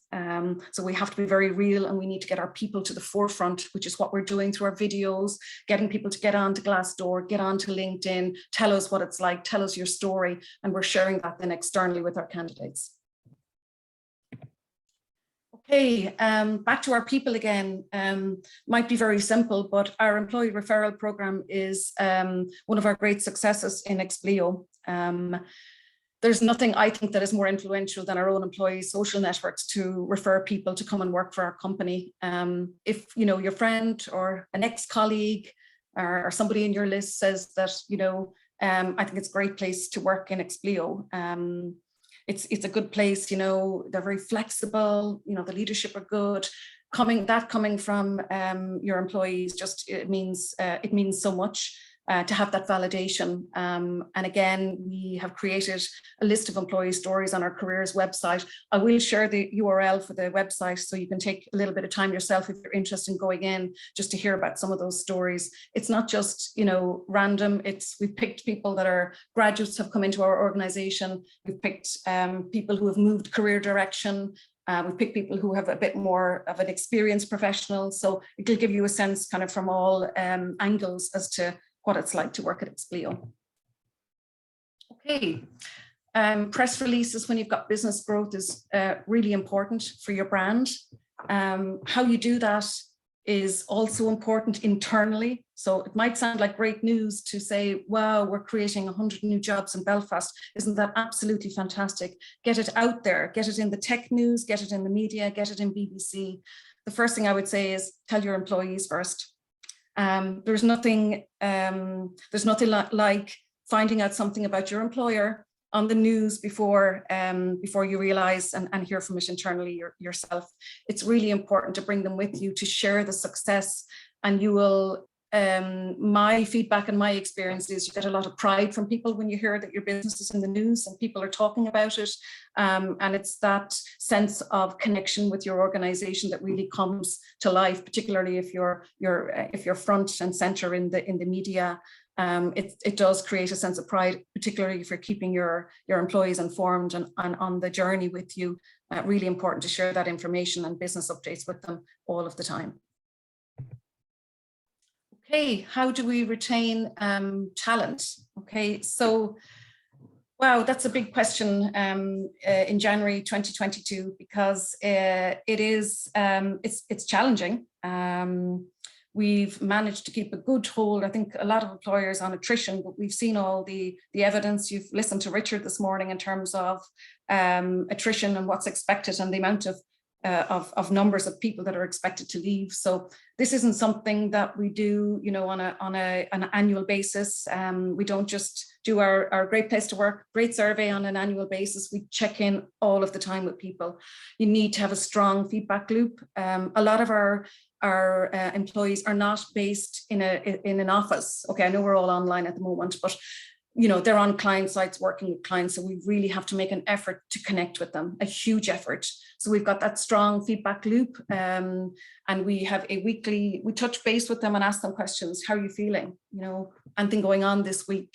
We have an app that we use to check in with people called Worky, which is something that was just developed in the last year with one of the universities in Dublin. And it's working really well for us in terms of trying to get real-time feedback, nothing that's out of date. What's happening this week? What's happening next week? How are you feeling about last week? So it allows us to work with very much real-time information. Development paths, again, you need to be able to show talent. What are you going to offer me when I get there? I've just copied our own global career model. You'll be able to see that there's some information around you can take a linear career path, you can take a sideways move. You want to manage people, you don't want to manage people, that's okay. We've fitted it all in here to make it work and to make people feel comfortable at work so that they're able to not feel pressurized to say, God, I don't really want to be a manager, I don't really like managing people. We can make it work in our organization. There's lots of ways that we can fit into this overall structure. Comp and benefits, we talked about it already, enhancing our wellness benefits. I know you'll hear more later in this presentation today about wellness. It's certainly to the forefront of our minds, but also our benefits, our overall benefits. Don't underestimate and don't under communicate your benefits is what I would say. We've got lots of really good things that we offer as part of our healthcare partnership that many people, don't realize until you bring in the experts to talk about what we offer people. So constant and regular communication is really important to make sure that people are realizing, well, what is it that is offered here, and am I really making the most use out of what I have in Expleo? resource groups, employee resource groups. We talked about this earlier as well, making people have offering a safe space for people to have open discussions at work. You can talk about whatever you want to talk about at work. You know, we are diverse. We want to be inclusive. We want people to be comfortable to talk about subjects in the workplace that maybe some people might think that they're uncomfortable subjects. So we create a space, we give them a budget to work with on whatever they might want to do. If they want to get a speaker in to talk about a particular topic, and we work and we change that, you know, as the months. We've got different resource groups. It's not just gender balance. We have LGBTQ, we have parenting, working parents group, neurodiversity. There's a number of different groups, and it works very well internally, where people feel that they have a voice and also can put recommendations to the company around what they might like to see going forward. Learning and development as well for retaining. So if you can't find people externally, you really have to look internally as well. And what can we do the most to make sure that we've got a really strong workforce behind our brand? What do people want? They want development. They want to be able to see their career paths. We introduced a couple of years ago a really good what we call a QE enablement program, which allows our employees to be more technical. And it's a program that we developed internally for over an 18-month period. So we know what our clients are looking for. We know what the market is looking for. So let's try and train and develop our own people rather than always searching, saying we can't find this person with that tool or that skill. Hugely successful, and a great piece of work just done internally. Mentorship we talked about before, so I won't get into that too much. But again, we do find that a lot of people coming into our organization are looking to get access as well. Okay. Finally, the brand ambassador program. This is something that, again, how do we keep our brand alive internally in Expleo? Our great marketing teams, Siobhan and Rebecca, have work on this in particular. This is about, you know, internally, as I said, we work off client sites. So we have a number of people who are not based. We don't see them every day. We have brand ambassador role where they connect back from, you know, their day-to-day working life. And they feed back to management, to marketing, to HR, and we come up with ways of communicating directly with them. So it does improve our communication zone between the organization and all of these employees that we have based in different locations, to make sure that we're connecting and we're making sure. We do make it fun as well. So really important to have fun at work. You know, not get too bogged down in everything. Projects can be pressurized enough, so we do take that as part of the element. I will share these slides because the role of the ambassadors that you might want to, but I do have to finish with this because I know I am running out of time. So a couple of years ago, actually, when we introduced our brand, Expleo, I think it was the idea of our MD Phil at the time, I'm not sure, maybe it was Siobhan in marketing. We branded Expleo on the air coach, which, you know, everybody's been on the air coach, not recently in the last couple of years, but we'll be on the air coach at some point, and hopefully we'll be on it a lot in the future. So we rebranded it, and then as part of that, we had a competition internally whereby, you know, you had to try and find the air coach with Expleo on it. You know, you might have seen it in Balbriggan, you might have seen it in Lucan, and try and get a picture of yourself on social media. And it was actually really fun because we had so many photos coming through with people seeing it in different parts of the city. And I think the final winner, our motto was think bold, act reliable, was, you know, he was going on his holidays, and he said, I'm definitely going to be bold, and I'm definitely not going to be reliable, as he headed off on his flight to wherever he was going. And he was our overall winner. So good fun that, you know, it brought us all together, connected us once we saw that bus around the city, and just created a lot of camaraderie internally, which I thought was very good for our internal brand and external. Okay. I think I'm getting noises that I'm out of time, so I'm going to come to a wrap on it. I hope you've enjoyed the presentation. As I say, I'm always open to connecting with anybody if they wanted to talk separately about anything I've talked about today. And of course, if there's any questions, I'm happy to take them also. Reid, thank you very much for that. I really appreciate it. It's nice positive comments coming in on the chat in terms of people appreciating the presentation. Ronan Tracy really loved it, and he's looking to connect with you on LinkedIn.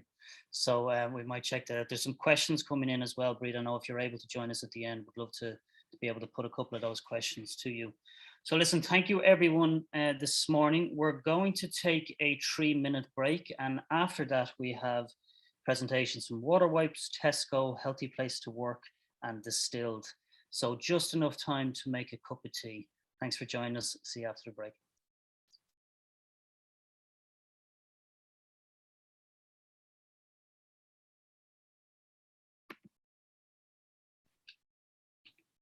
Well done, guys. Good job. Well done, everybody. Great. Please stay. I don't wanna see you go. I need to let you know some things are hard to say. Please stay.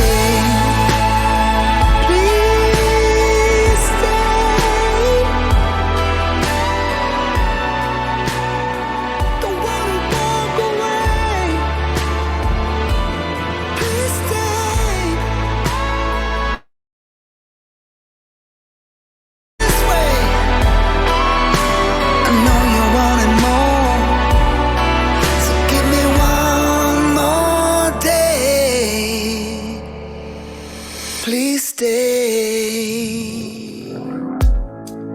We shared a special moment. I think you felt it too. I know you wanted more, but right now this is the best that I can do. If I gave you too little too late, how was I to know? No, I don't wanna give you up. No, I don't wanna let you go. So please stay. I just need a little time and a little help to find all the words to say. Please stay. Before you're walking out the door, I know you want more. So give me one more day. Please stay. You were looking after you, and I was looking after me. Sometimes it's hard to know the difference between what we want and what we need. I might not have said all the right things, but I know the way I feel. If you give me one more chance, maybe we can make this real. Please stay. Don't wanna hear you say goodbye, 'cause there's a million reasons why we shouldn't let it end this way. Please stay. I don't wanna see you go.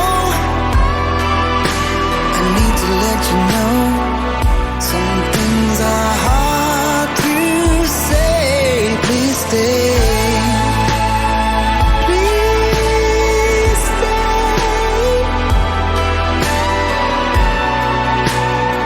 Don't wanna walk away. Please stay. We shouldn't let it end this way. I know you wanted more, so give me one more day, please.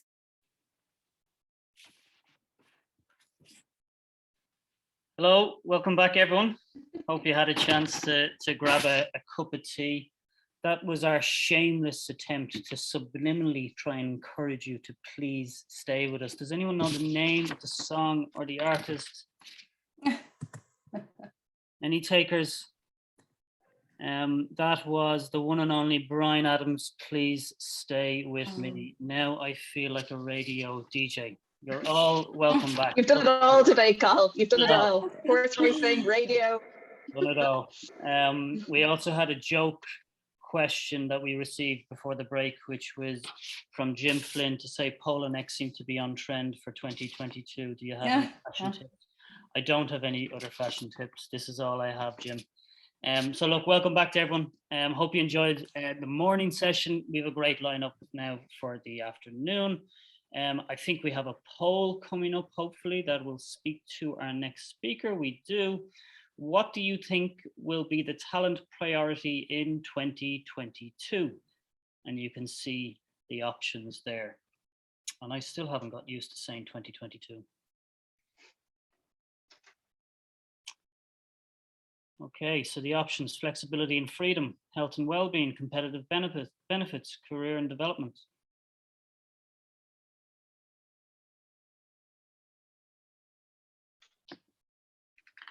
Thank you to everyone for getting involved.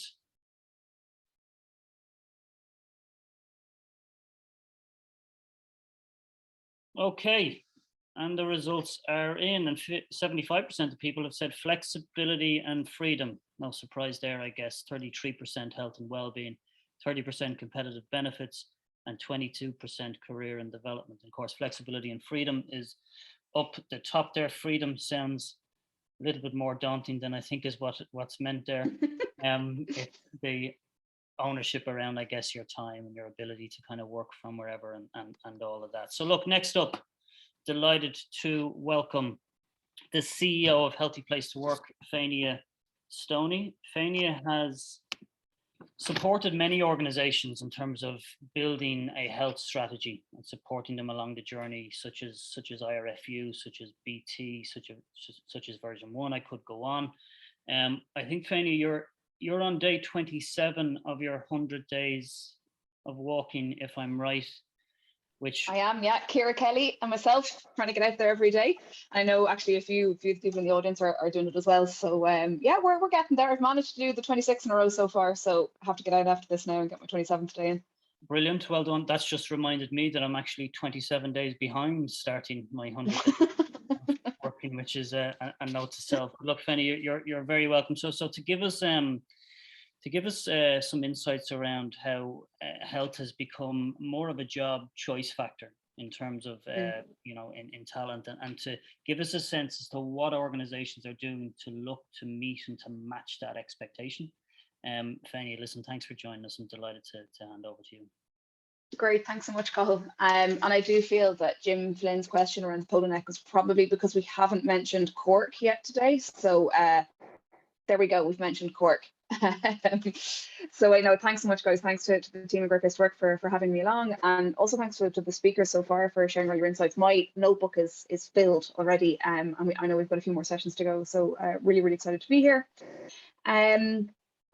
So a few things we're going to look at today. So we're going to look at what are all the things that are impacting people's job choices at the moment, and we can see, and I know Richard has spoken into it earlier, around we're in the hottest market that we've been in for a while, and it looks like it's only going to get hotter across 2022. And what are the things that organizations can do to really differentiate themselves, and what's that going to look like from an ongoing point of view? Just because it seems to be the format that we're all following, and just to give you a little bit about who we are and what we do. So Healthy Place to Work Ireland support organisations to build, brand and deliver healthy and high performing work environments. Again, I feel like I'm hitting off some of Richard's pieces there, that we're talking about that purpose and healthy. So hopefully that registers with the female audience, and then we've got the high performance piece around the male audience. Now, whether I agree with that on the whole is one thing, but there you go. And we also certify those who excel in the space, and Cathal's kind of spoken into some of the organisations we're currently working with. And I suppose the one thing that I'd encourage you all to think about as we run through the presentation today is, when we were building out the model for Healthy Place to Work, we were thinking about all of the things that are having an impact on you and your health in your current work environment. And we very much stood on the shoulders of giants when we went out into secondary research and began to look at this.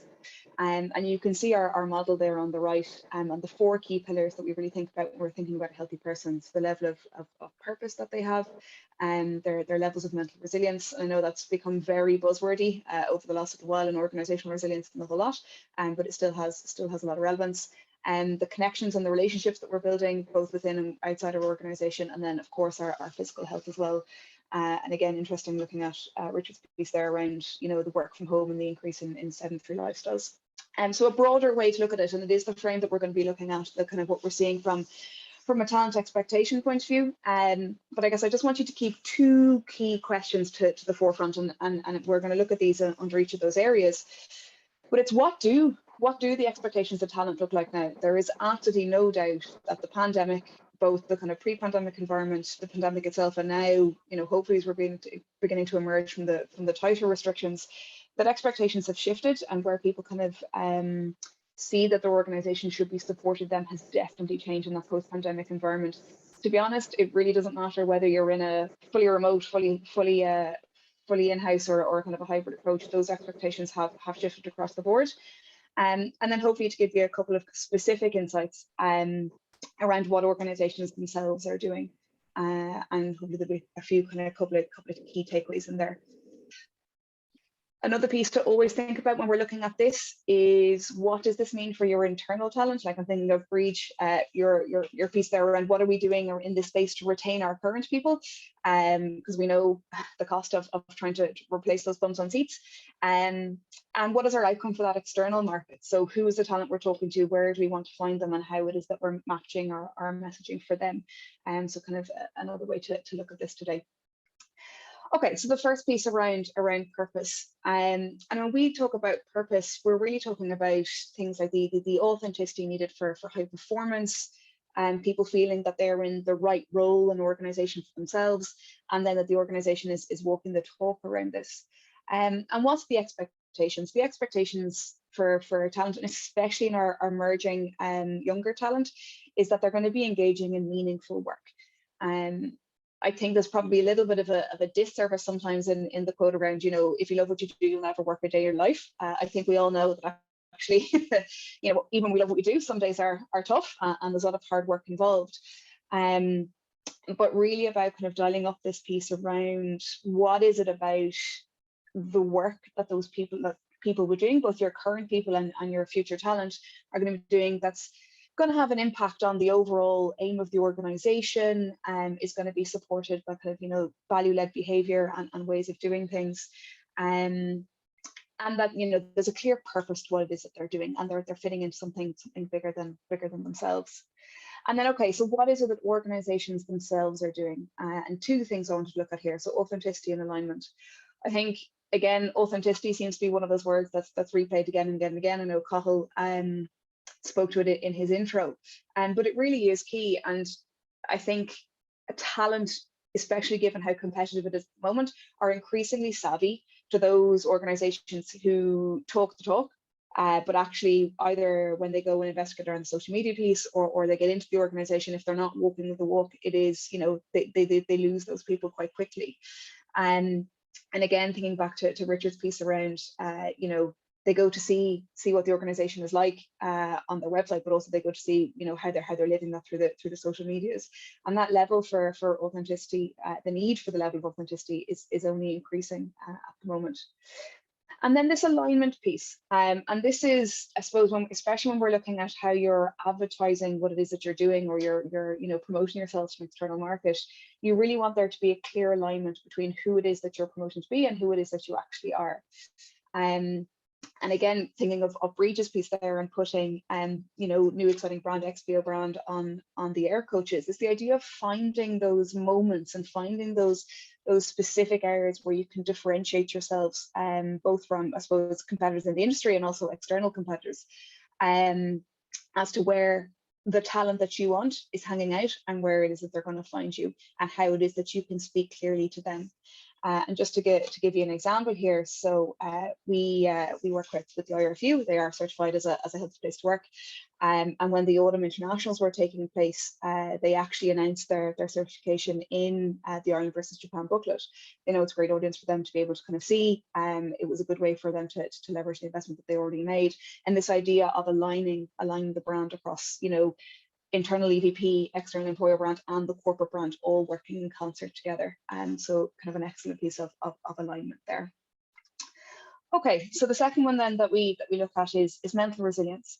A few different ways that you can look at this. Learning is really key to our model here. But one of the things I think that there's a lot of noise about at the moment, and one of the ways that organizations are really beginning to kind of key out their messaging, is this idea between balancing burnout and bore out. So if you come and work for us in our organization, we can support your overall health and well-being by making sure you're sufficiently challenged. You've got enough going on that you're stretching and developing and all that kind of good stuff. But we're not going to burn you out either. We're not going to overwhelm you. We're going to work with you to figure out how we can strike that balance. And it's a key expectation for talent now. So if somebody joins an organization, feels they're not being sufficiently challenged, they will be using that additional time to go and look and see where additional challenge lies and how it is that they could be best exploiting their own talents. And then if we're overwhelmed, burnt out, we're probably not going to hang around. And again, it'll be a reason to exit the organization. So again, just trying to find this sweet spot between both of those things. Okay, and so what are organizations doing? This piece around challenging and championing. And actually, I think the MSD, Catherine and Eve, your piece spoke into it really, really well, which is around sufficiently challenging kind of different talent pools and finding out what's really going to key them in. And Eve, it was really, really inspiring to hear about your own journey, what it is that you were able to kind of get your teeth into and effectively becoming a champion for the organization, right? And I know Sinead popped it in the comments, but actually speaking at events is a way to get your employer brand out there. And for instance, Eve, you speaking at this event today, it's brought a whole nother breadth and life to that overall MSD experience, and you really are championing the brand. So congratulations on that.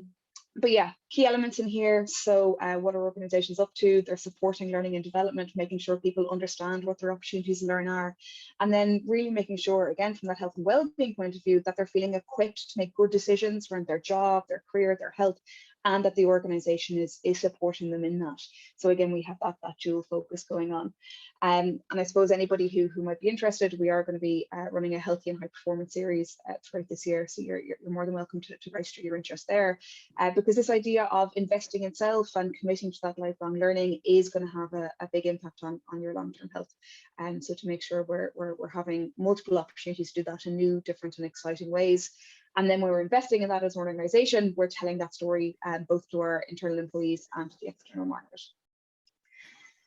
Okay, big one, connection. Again, the organizations that we've worked with over the last couple of years, we've seen this being an interesting challenge given COVID-19, what that's meant. And I think the temptation is often to jump into what this has meant from a remote working point of view, but actually building connection has been challenged in the in-house piece as well, right? So people, having to wear masks all day, what that's meant for interaction, actually having to be socially distanced when they do all come together. So even that idea of what connection has looked like in an in-office environment has been under pressure.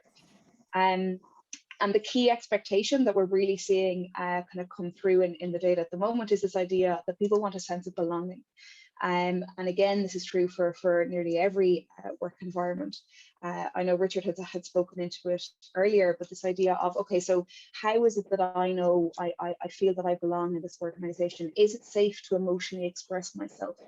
Am I able to kind of unlock my loyalty, my creativity, give my discretionary effort?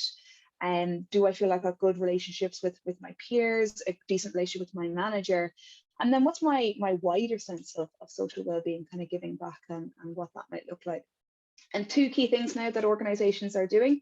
So listening, I know kind of goes without saying, but making sure that communication is happening again and again and again and again. And I think one of the things to be really intentional about here when we're looking at those links that we're creating is this piece around visibility. I don't think I can go through the presentation without talking about the TWAT model now, because I know we're all going to be taking the TWAT model back to our organizations. But if you have people coming in, with Tuesday, Wednesday, Thursday, and I know it was one of the questions that came up from the audience, which is, okay, so do we have everybody in from one team on the same day? Is it that everybody in the organization is coming back in those days? Are there people who are now going to be permanently remote? What's it going to look like? I think we just, as team members and as managers and as leaders, we need to be really intentional about that level of visibility, so people don't get left behind in that transition. They don't get left behind and kind of feeling levels of isolation. And we're really kind of thinking about how it is that we're making best use of the time together. And when we look at kind of how organizations we've worked with have really created that sense of belonging, so BT are an excellent example here. So again, they actually used their recognition as a healthy place to work to really bring people together and have a shared celebration. Slightly new and different way to be able to do that. And again, giving people the sense of ownership, that they're driving it on, and that their organization is investing in them and investing in, you know, being able for them to bring their best selves.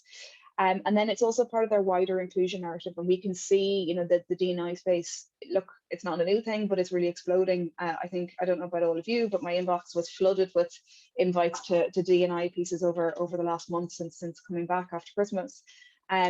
And I think organizations have a real challenge around how it is that they demonstrate that inclusiveness, and you know, what it is that they can do to differentiate themselves. And BT have really cleverly kind of worked it into their external corporate brand, and they used it as part of the International Women's Day last year to give that kind of validation to their approach, and you know, again, to just elevate it, I suppose. So yeah, creating that sense of belonging, key expectation now that people have coming into an organization, and driving that overall sense of connection that people have. Okay, and the final one here then is physical health. And when we're thinking about physical health, you can see here that the expectation is around a whole self ambition. And our model, I suppose, really answers to that. So this idea of, you know, yes, okay, I know I'm doing my 100 days of walking, but it's actually much more than that. Okay, so getting out and getting those steps. It's also, you know, fueling for a healthy lifestyle. We're looking at the levels of energy, the kind of levels of recovery that are needed, and then the actual physical work environment. Is it energizing? Is it safe? Those kind of key elements. And that's what people are really beginning to expect. They're beginning to see that, okay, there's a bigger thing than just getting up and about. And what is it and how is it that we can really widen those things out? How are organizations responding to that? So we can see two things here around energy and evolution. So being really cognizant around people's energy levels. A lot of the data that we saw coming back in just before Christmas, to be brutally honest, was that people were exhausted.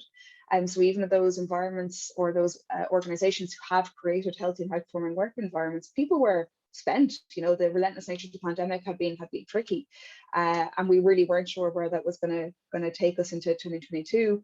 And organizations just making sure that people were building in those recovery mechanisms and able to take that time if and when they needed it.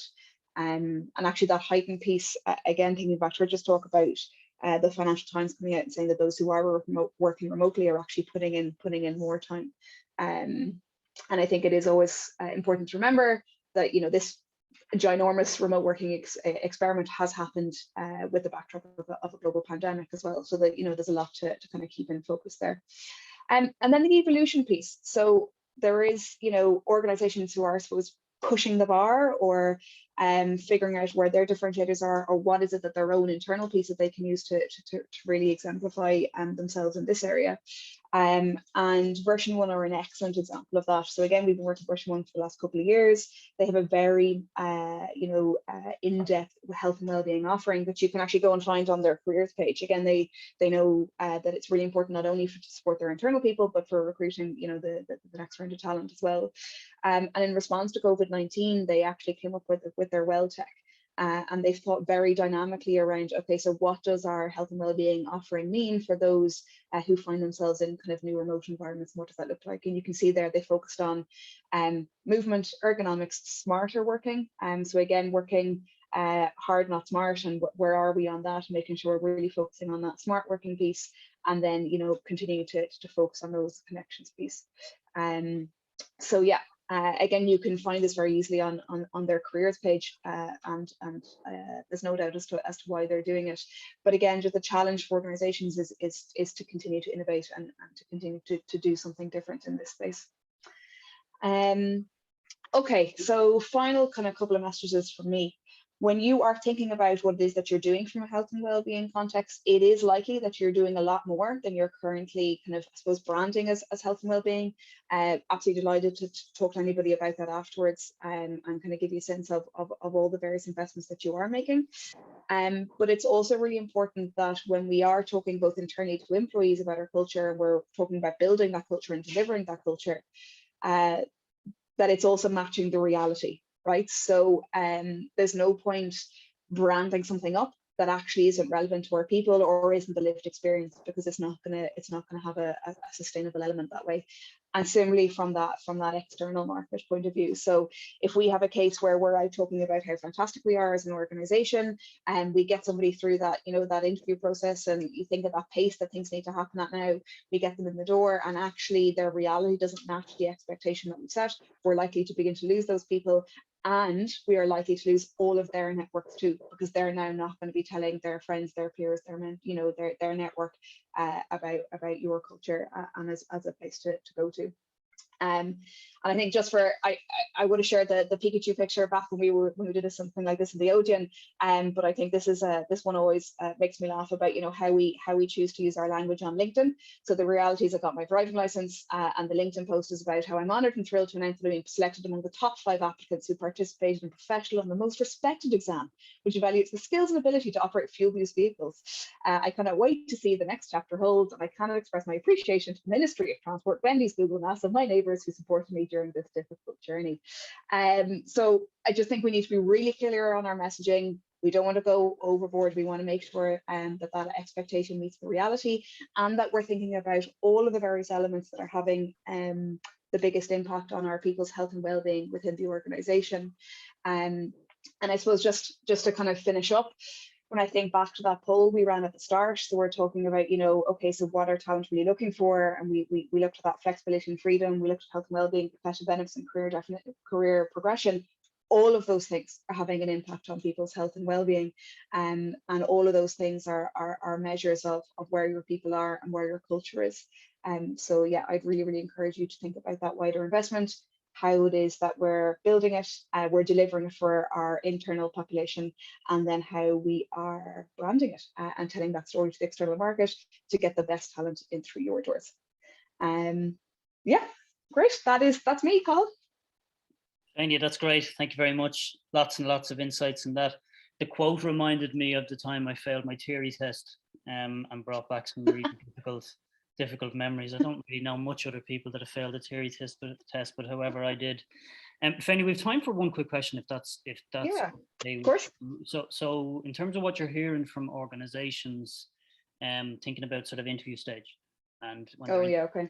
Is it are talents talking about, you know, health, well-being? What are you offering? Is that coming up at interview stage?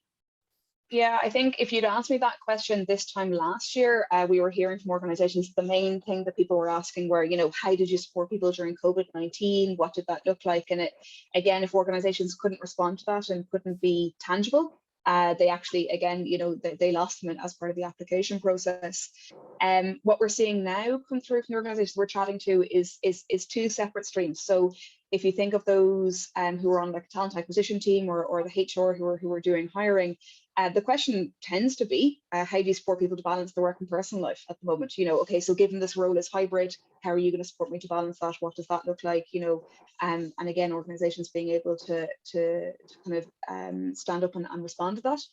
And then when we talk to organizations and it gets further down the process, and we maybe are talking to direct managers or leaders, a lot of people asking about role modeling. So like, what are you as a leader doing, right? So how do you look after your own health and well-being?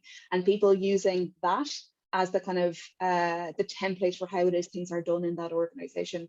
So again, just almost like a maturity of applicants, because they know they got options. They're really delving into, I suppose, that slightly deeper level and really putting it up to managers and leaders to be able to kind of say, okay, well, what is, you know, tell me about your own experience and how it is that you look after yourself, which is an interesting one, right? And a challenge for a leader to answer if they haven't kind of thought about it beforehand, I guess. Absolutely, and of course, a more traditional approach is we sometimes hold things back, and we only share kind of what those things are when we've hired the person, and now we kind of have to hit people a lot earlier in terms of that journey that they're on with what we have and how we front up and what we do in health and all of that sort of good stuff. Fania, lots of positive comments coming in from Orla, Shauna, Bernie, etc. Thanks very much, everybody. People can contact you, I guess. Yeah, and look, feel free. Anybody who wants to find me on LinkedIn, you've got my email there. You'll have it in the slides afterwards. Absolutely delighted to connect in and do any follow-up conversations. Always up for that. So thanks very much, guys. Thanks a lot, Fania. So I think we'll have another poll. Okay, so kind of leading us into our next piece, the poll is, do you have an employee value proposition in place? Yes or no? So we have our employer brand and then the EVP, and do we have one in place?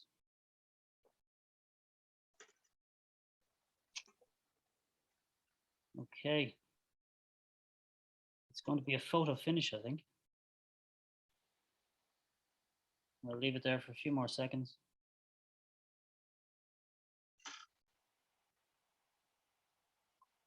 Okay, do you have an employee value proposition in place?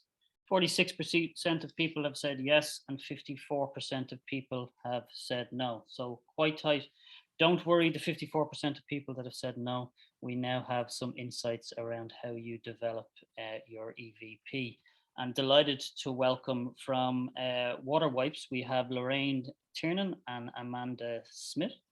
Lorraine is the VP of People and Amanda is the VP of Brand Communications and Corporate Affairs. So this is a great demonstration of how people culture needs to work in concert with marketing and brand when we think of that employer branding piece. And they may be too shy to tell you, but 85% of people in WaterWipes in the latest survey are proud to tell us that they work in WaterWipes, okay, which is a phenomenal stat. And obviously we'll speak to this idea of employees being advocates for the culture. So to tell us how WaterWipes are building a strong EVP and give us a sense as to how they've developed that. And today is the day of an all staff or an all hands meeting, I think. So we really appreciate Lorraine and Amanda joining us, and delighted to hand over to you both. Thank you, Cathal. But Amanda and I are delighted to be given this opportunity to share with you and the audience here the WaterWipes journey on creating the WaterWipes employer brand. For those who may not be familiar with WaterWipes and what we do, just a bit of background. WaterWipes was founded by a concerned father who wanted to protect his daughter's skin, and in just over 10 years has gone from an Irish startup to an international success story. Our products, the world's purest wipes, are now sold on 5 continents and are recommended by dermatologists, midwives and doctors, and even for premature babies' sensitive skin. We have our headquarters in Drogheda in Ireland, and we have regional offices in the US and the Netherlands. And we're very proud to have over 350 talented people working together to bring our products to more and more parents in every corner of the globe. So just a snapshot of WaterWipes and what we've been up to over the last 10 years. So today's presentation, Amanda and I will be covering how we went about developing a very unique employee experience, our journey to date, the WaterWipes EVP statement, and also kind of a visual style that tries to tie in all of our communication and our initiatives. So the importance of a strong employer brand at WaterWipes, we have a very strong consumer brand, and we had an opportunity to create a strong employer brand to help candidates know what WaterWipes can bring to their career and how that would look.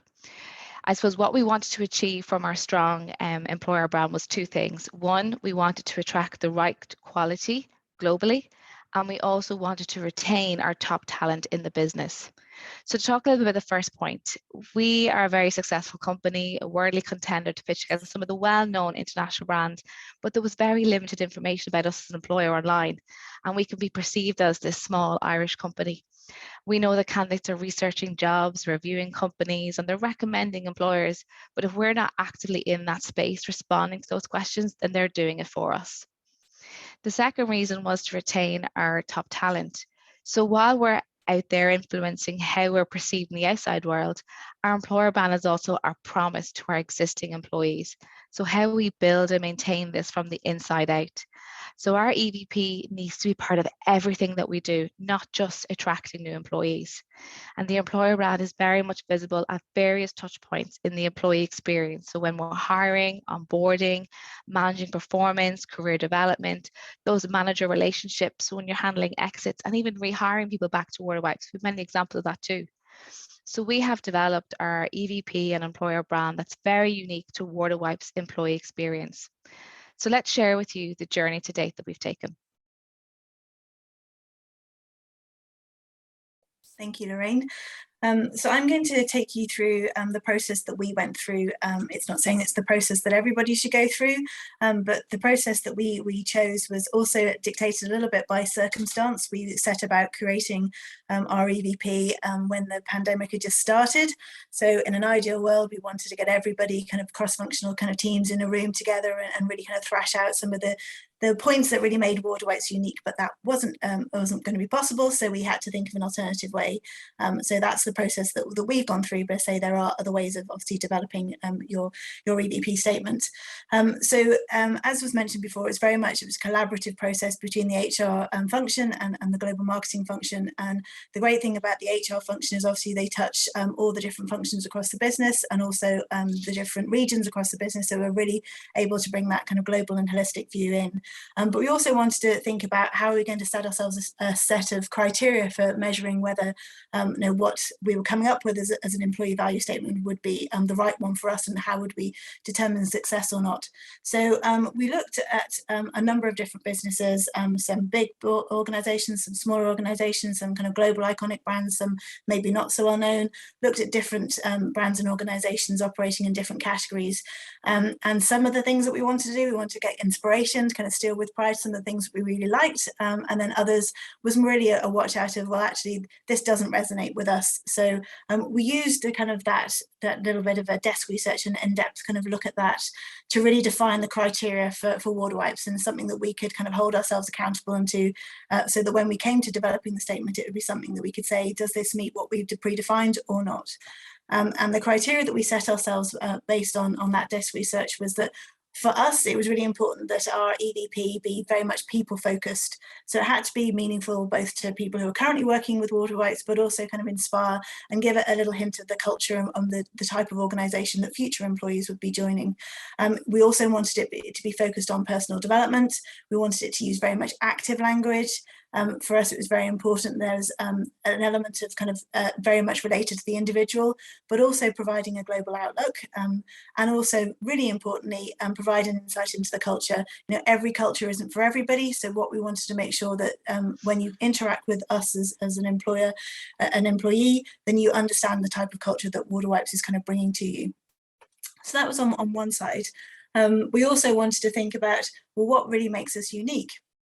And as I said, we couldn't get everybody into a room. So what we did is we had a number of years of the survey responses to Great Places to Work. And that was a really rich territory to really understand kind of why people love working at WaterWipes, what really made us unique, what were the things that really stood out to our current kind of workforce. We spoke to recruiters across the different continents and said, you know, given what, talk to us a little bit about the macro trends that are going on. You know, our previous speaker talked about the things that, you know, employees are looking for now. So what is really important to that talent? What are they looking for? Because it's important that we feed that into the process. As Lorraine mentioned, we spoke to employees who left and came back, and often maybe when you kind of work in a certain environment, in a certain culture, you maybe take for granted that that happens everywhere. And what that really kind of helped shine a light on was that, you know, what we take for granted maybe doesn't happen everywhere. And there are potential opportunities that are very unique to WaterWipes. So all those kind of great insights were fed into this great big melting pot. And that came out at giving us some real strong insights in terms of what makes us unique versus some of our kind of maybe kind of talent competitors in the world. And then what we decided to do was kind of look at what are the key pillars, I suppose, that should really make that unparalleled employee experience. So going back again about being authentic about when we put our employer brand into the world, making sure we're hitting off these things that both resonate with our current employees, but also are really kind of important to any future employees. So that was all about our brand and founder story. And this idea of that, you know, we were founded by someone who kind of wanted to challenge this status quo, who knew that there was a better way of doing things. That mentality is very much alive and well and kicking kind of within WaterWipes. So that was really important that we bring that to life at every opportunity. There's a real opportunity, it feels, to make an impact at any role, in any function, no matter where you are across the business. There's an opportunity to have an impact from pretty much the get-go. And that came through as a really strong piece of finding through the Great Place to Work kind of feedback. So we wanted to make sure that that was something we communicate on. the fact that actually the environment, which the culture that we're working with our colleagues, that felt that we work with people who are very passionate about what they do, very knowledgeable about what they do, and they inspire and challenge you in the right way to think differently, to be different, to grow a little bit more. And again, that was something that came through very strongly, that we wanted to make sure we were communicating on. Having Irish roots, we're very proud of our Irish heritage, but also we're a global brand, we have a global presence. So it was important to talk about those as well. And then, as there's alluded to before, there's a real sense of pride in terms of working for WaterWipes. For most people, it's not a job, it's something that they really want to get up and out of bed and work and do their very best for their colleagues, and to make WaterWipes an even kind of better and more of a success story. So all of those four kind of 5 pillars fed into this, what we call as the unparalleled kind of employee experience. So we took all that, we looked at lots of different territories. There were 3 the potential territories that we could have explored. There were about 6 different alternative EV statements that we came up with. But going back to those set of criteria that I shared with you earlier, we narrowed it down into one final statement. And I'll take you through that statement. And again, this is very much relevant to us. Very much kind of the personal kind of journey that we've been on. So the statement that we felt best reflected why current employees choose us and why future employees will be motivated to choose us is ambitious for you, ambitious for our future. And we chose those words very deliberately, and I'll take you through that now. So ambitious for you, ambitious for our future. Ambitious really gives you that kind of insight into that, the mentality, I suppose, that culture, that founder's mentality. We want to kind of always do something better, we strive to do better. And we're fast-paced, but agile, we're innovative, and that's something we wanted to really bring to the fore. But then going back to, again, some of those criteria we set ourselves, wanting to talk about that personal journey and the impact that anyone can make within the organisation. So ambitious for you talks to that. It's that individual impact that you can bring when you join us as an organisation, or if you're here already. Also talks to the fact that you're responsible for your own career path. Ambitious for you. People have very different levels of ambition. Not everybody wakes up in the morning wanting to be a CEO, and that's absolutely fine. So you find your level of ambition, and we'll kind of work with you on that. But it also gives you room to grow if that's what you want to do as well. So I've felt there's a very rich territory in there. And then ambitious for our future. This then kind of links back into some of those micro trends or macro trends that I was talking about.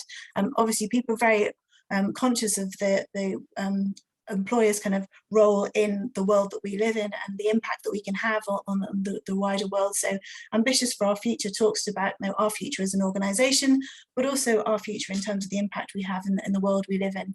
And it talks to something about being part of something very much bigger, and the strength in the collective, and the fact that our future is always evolving. So there's always going to be something exciting kind of to get stuck into it and be involved in. So that was our shorthand statement. We also have a longer hand statement, I suppose, because ambitious for you, ambitious for our future. What does that mean if you don't really know us? And we wanted to bring that to life for someone, to give them, again, this idea into what is it like to work for WaterWipes. So I'll read that to you now. So ambition is believing in better and making it happen. And we believe that one person, every person, can make a difference. It's the spirit that WaterWipes was found on, and it's the heart of our company culture today. It's people like you that make us exceptional. Your talent, passion, and positivity fuel our ambitious journey. And as we grow into an iconic global brand, we're here to support you to grow and fulfill your ambitions too. Whatever level you're at, whatever path you choose, we'll be right there with you, rewarding bravery, excellence, and mutual respect, championing your ideas, surrounding you with people who challenge, support, and inspire you. We'll offer you a career in a fast-paced environment built on teamwork and trust, opportunities to expand your horizons, to jump out of your comfort zone and do things you never thought you could, the chance to shape an extraordinary company, and to be part of a brand that is making a positive difference to people, parents, and the planet. So big statement, contains an awful lot in there, but crucially, it also contains a link back to our corporate strategy and our values. So our values are be brave, be excellent, and be respectful. So we wanted to make sure that was in there. And part of our vision and corporate strategy is to become an iconic global brand and to make a positive difference to people, parents, and planet. So really important as we look at this, that everything kind of fits together and works very much symbiotically. So once we had our statement and we were really comfortable that that represented kind of both us as an organisation and what we have to offer, we then wanted to say, how do we package that in a way that's going to kind of bring that to life for both our internal audience, but also future employees? So we came up with a creative idea that again is based on this, our founder, and the idea of a power of one, because WaterWipes was founded by one person who believed there was a better way, and that spirit is very much alive through the organisation today. So this idea of the power of one, be it one person, one idea, was really, really strong, and that's what we wanted to kind of build our creative idea off.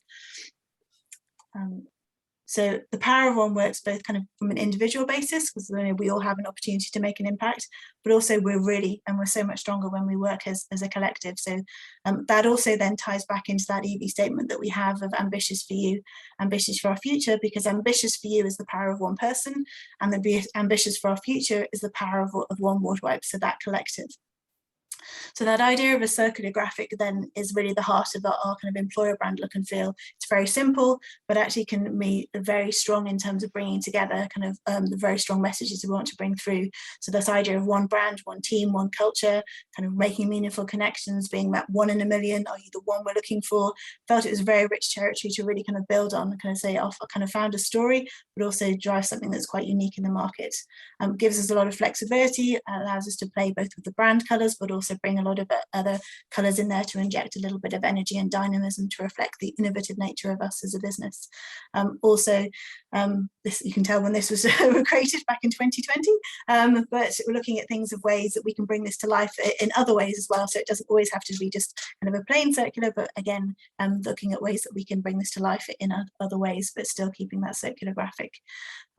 Also then how that transcends into thinking about bringing the strategy to life to everybody across the business. So this is a set of posters that we're going to be developing and putting in place across all the different hubs that we have once everyone's back in the office. So again, kind of wanting to live and breathe that strategy and employer brand in everything that we're doing.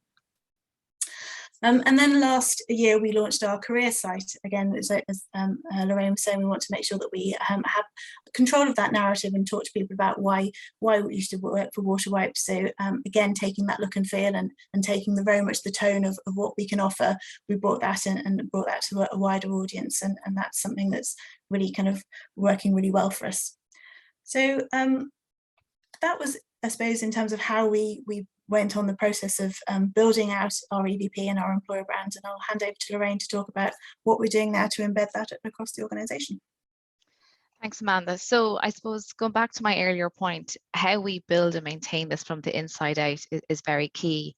You know, we can very much just go out there and put this externally, but we wanted our employees to be ambassadors to our EVP as well, and to share that this is actually reality of what's going on in organizations. So some of the steps we've taken already to try and embed the EVP across the organizations, that we engage with the leadership team to highlight the importance of having a strong employer brand, to get their buy-in and support alignment on this.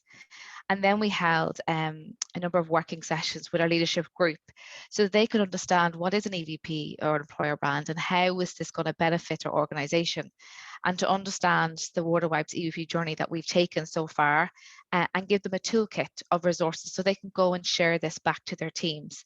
So this has led to a series of team discussions on the proposed EV statement. Because if you remember Amanda's point, we had to do a lot of this remotely, you know, relying on data from our Great Place to Work discussions with people outside the business, because we couldn't bring people into a room together to get their perspective. So in these team discussions, we're gathering those different perspectives. We're asking for their input. So what does this statement mean for you? Because if you're working in finance or you're working on the manufacturing line, that statement means something different to every single person. So at WaterWipes, we believe that one person, every person can make a difference. And this is why we introduced 2 new categories at our Global People Awards that reflects our EVP. Again, we want the EVP to be touching various touch points throughout the employee experience. And those awards were the power of one, of an idea, which recognizes an idea, big or small, that had a positive impact on the ways of working at WaterWipes. And the second was the power of one as in a team, which recognizes a group who've come together to form a cross-functional team to address a key business challenge, to deliver a key win, or to advance our business strategy. We do have many more activities in the pipeline as we continue to embed our EVP across the organisation. This could be from a culture handbook to a WaterWipes Idea Council. We're going to be branding our office and manufacturing site, and also potentially look at creating the EVP score, a measurement, because the WaterWipes EVP will provide us with a lens on what a typical employee journey is like here at WaterWipes, so we can continue to identify our strengths and areas for improvement. So look, I'd like to say thank you all for your attention here today, and I really hope us sharing our journey with you has given you some ideas on how you may create a very strong employer brand for your organisation. So thank you. That is fantastic, Amanda, Lorraine, super job, and a great story, and really well told. And just perhaps, if it's okay, before you go, just one question. So for an organization out there that's maybe looking to convince their leadership team, we need to invest in our employer brand, we need to re-energize or do something with it. Any triggers or any key pieces you believe they should speak into, just to bring the leadership team with them?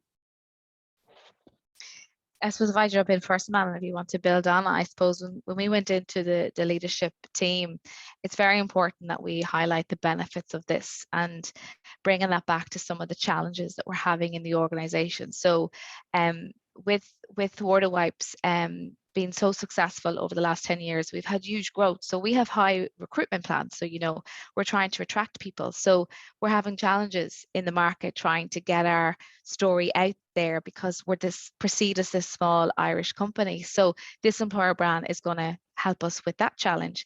Then when it comes to retaining our employees, the feedback in our Great Place to Work gave us plenty of verbatim and data, rich data, to show that we do have a very unique employee experience, and it's very positive. And this is a way that we can retain our employees as well, because this becomes the many reasons why you would stay working at an organization as well. So once we could highlight to them the benefits and potentially for some challenges that we may be having to decide, they definitely were seeing, okay, this makes sense. We see the alignment. And then as Amanda mentioned, it's very important that an EVP can't just sit out on its own. It has to be embedded as part of our vision and our strategy, and it all has to line back up to one. So so that was our approach. So and that's my advice I'd give. And just to build on that, I suppose, you know, that we have been in such phenomenal kind of growth and explosive growth means that, you know, it's an exciting business to work in, but in terms of the culture, maybe it isn't for everybody.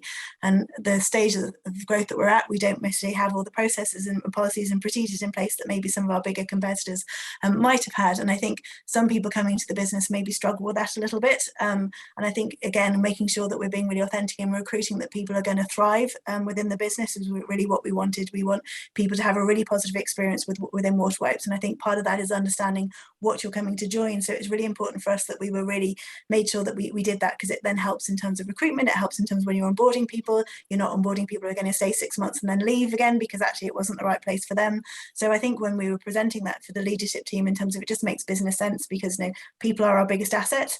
And we have such phenomenal kind of ambitious plans that let's make sure that we put it in place so that what we're presenting to the world is essentially a really authentic vision of what they're joining. Brilliant. And sorry, just one more question from Kathleen, which is interested in the EVP scorecard. What are you thinking about measurement or metrics, or what are you thinking in terms of that piece? Yeah, I suppose it's definitely something that we've talked about. We don't have an exact, you know, what that looks like right now, because it's very similar where you see other KPIs around your well-being score. And we're going to look at our EVB score as well. So we will look at various different elements of what we could look to try and measure the performance of that. And maybe that might be linking back to some of our initiatives and programs and seeing the benefit success in that, because that will tell us whether, you know, our EVP is true to the meaning that it is the truth, and we can link it back into our initiatives and programs. And also it allow us to incorporate that into goals and objectives for our employees and for our managers as well in the future, because this isn't just a one-hit wonder. This is something that's going to be present throughout the organization. It's not just going to be put up now on a shelf and let it gather dust. So we want to be able to measure its performance, to use it as a tool so we can attract, but also that we can retain, and talk about our culture here at WaterWipes and put a measurement on that. That's great. Thank you very much for that. And Look, I've had the pleasure of working with WaterWipes over the last number of years, and phenomenal growth as a business, and they absolutely listen to the people, look to improve their culture on an ongoing basis. It's been a pleasure to partner with you also. Really appreciate the presentation. You're getting lots of thanks, but lots of well wishes as well in terms of your EVP journey and how that goes. So listen, well done. Thank you. Thank you very much. Very much. So next up, we'll have a poll that'll take us into our next piece. Okay, so how long did it take to develop your employer branding strategy? Less than 6 months, 6 months to 1 year, more than 1 year. And I know some are yet to develop a strategy, which is fine. So less than 6 months, 6 months to 1 year, and more than 1 year.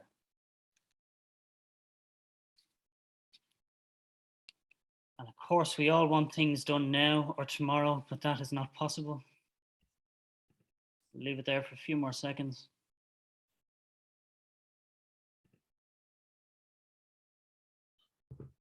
Okay, so how long did it take to develop the strategy? 40% have said more than 1 year, 33, 6 months to 1 year, and 27% of people have said less than six months. And look, you can see the efforts that have been put in by WaterWipes in terms of this journey and this process and building it and then embedding it with various pieces. And as they said, the journey continues. All right.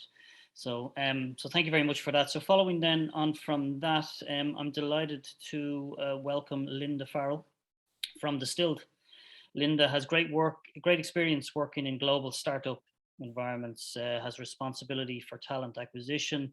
She may be also too shy to mention this, but on their latest Great Place to Work survey, 94% of people said that they would strongly endorse Distilled as a great place to work to family and friends, 94% of people. So that's a really terrific number. So to show us how Distilled developed their employer brand and developed their EVP, I'm delighted to hand over to Linda. Thanks, Cathal. I'm delighted to be here today to share with everybody what we've done around our employer branding project. So what I would say, it's really new, probably compared to the rest of the speakers who their brand has been around a while. The Distilled employer brand is new. We just launched it last year. So we kicked off the workshop at the very start of this branding project back in March. And it was kind of late September, early October when we went live with it. So look, delighted to be able to share at a very high level, given the time constraints today, some of the stuff that we've done around it. But before I go into that, I suppose let me tell you a little bit about who we are. So we're Distilled, probably better known for our three brands, Daft, Dundeel and Adverts. Here's some stats, I guess, that we're really proud of. So in terms of Dundeel, we're the #1 motor site in Ireland. We have 3.5 million users every month. We're the 14th most visited site in Ireland, with over 20 million car ads viewed every month. In Daft, we're the #1 property site. We've got 2.5 million unique users every month. We have 1,000 property searches every minute and 32 million page views per month. And then Adverts, so we have 40 million visitors every year with over 1 million registered users. We have 2,000 new ads per month and 2,400 shops listed. So in terms of our three brands, we're really well known. I have worked in startups before where you're constantly trying to sell who you are, what you do. We're really lucky with with Daft, Dundeel and Adverts in that people, they're really well-known brands in Ireland. And even if you're new to Ireland, the chances are you're going to have used Daft to find somewhere to live. You may have used Dundeel to buy a car. And who knows, maybe you've gone on Adverts to buy a secondhand TV or some furniture for your apartment. In terms of, I suppose, talent attraction and retention, our brands have been really great, particularly for the likes of engineering roles. A lot of developers want to work on sites where there's a lot of daily users, and our stats here that are really, I suppose, a unique selling point. They want to work on a platform that really makes an impact to the users. And I suppose, you know, if you think about the biggest investment you'll ever make in your life is probably buying a house, and arguably the second biggest would be buying a car. So, you know, you can, from, I suppose, in terms of the people that we're trying to attract, that is something that really stands out. And as well as that, I think the sustainability aspect of our sites as well is something that definitely, you know, we're seeing is more and more attractive to the talent that we're, you know, looking to attract into the business as well. So I suppose in terms of our employer branding project, and I suppose the reason why we undertook this project last year, I suppose there's a number of different challenges. Firstly, I suppose, and you may have gathered this from my introduction when I said we were Distilled, but we were better known as Daft, Dundeel and Adverts. So, you know, externally we're seen as 3 companies, but internally we're one. So we are, you know, all of us, when we're hired, we're Distilled employees, we're on Distilled contracts, we have you know, Distilled practices and policies in place. And from a talent attraction perspective, when we go out to, you know, source or headhunt people, we're doing that via our Distilled LinkedIn account. We're encouraging people to apply for jobs via our Distilled careers page. But that brand is relatively unwell known on the marketplace. And we really want to build that and be known as an employer of choice. So what we want, I suppose, is for people, when they hear Distilled, they think of Daft, Dundeel and Adverts. And when they think of Daft, Dundeel and Adverts, they think of Distilled. Secondly, I suppose the other challenge we have is that, you know, we're a medium-sized company. We're a tech and product company. So the people that we're trying to attract into the business are also being attracted by the big multinationals in Ireland. You know, they can offer, you know, lots of, you know, benefits that us as a smaller company just wouldn't be able to compete with. You know, things like sign-on bonuses, maybe equity shares and stuff like that. But what we believe is that within Distilled, we have something unique to offer. And that's why we wanted to work on our employer value proposition, to be really able to, I suppose, to craft that and to be able to use it not only to retain our great employees that we already have, but also to be able to attract, you know, great talent into the business as well. And then finally, I suppose, you know, this time last year, in and around this time anyway, we would have got our results for the Great Place to Work. So we placed number 5th in the medium-sized category. So that's the highest placement that we've got to date. We're, you know, absolutely thrilled, really, really proud of that. But Cathal, I suppose, when he shared the results with us, would have given us some feedback in terms of, you know, around storytelling, what we do. So, you know, we've got some really great practices and ways of working in place within Distilled, but probably not always getting the recognition in terms of the scores, you know.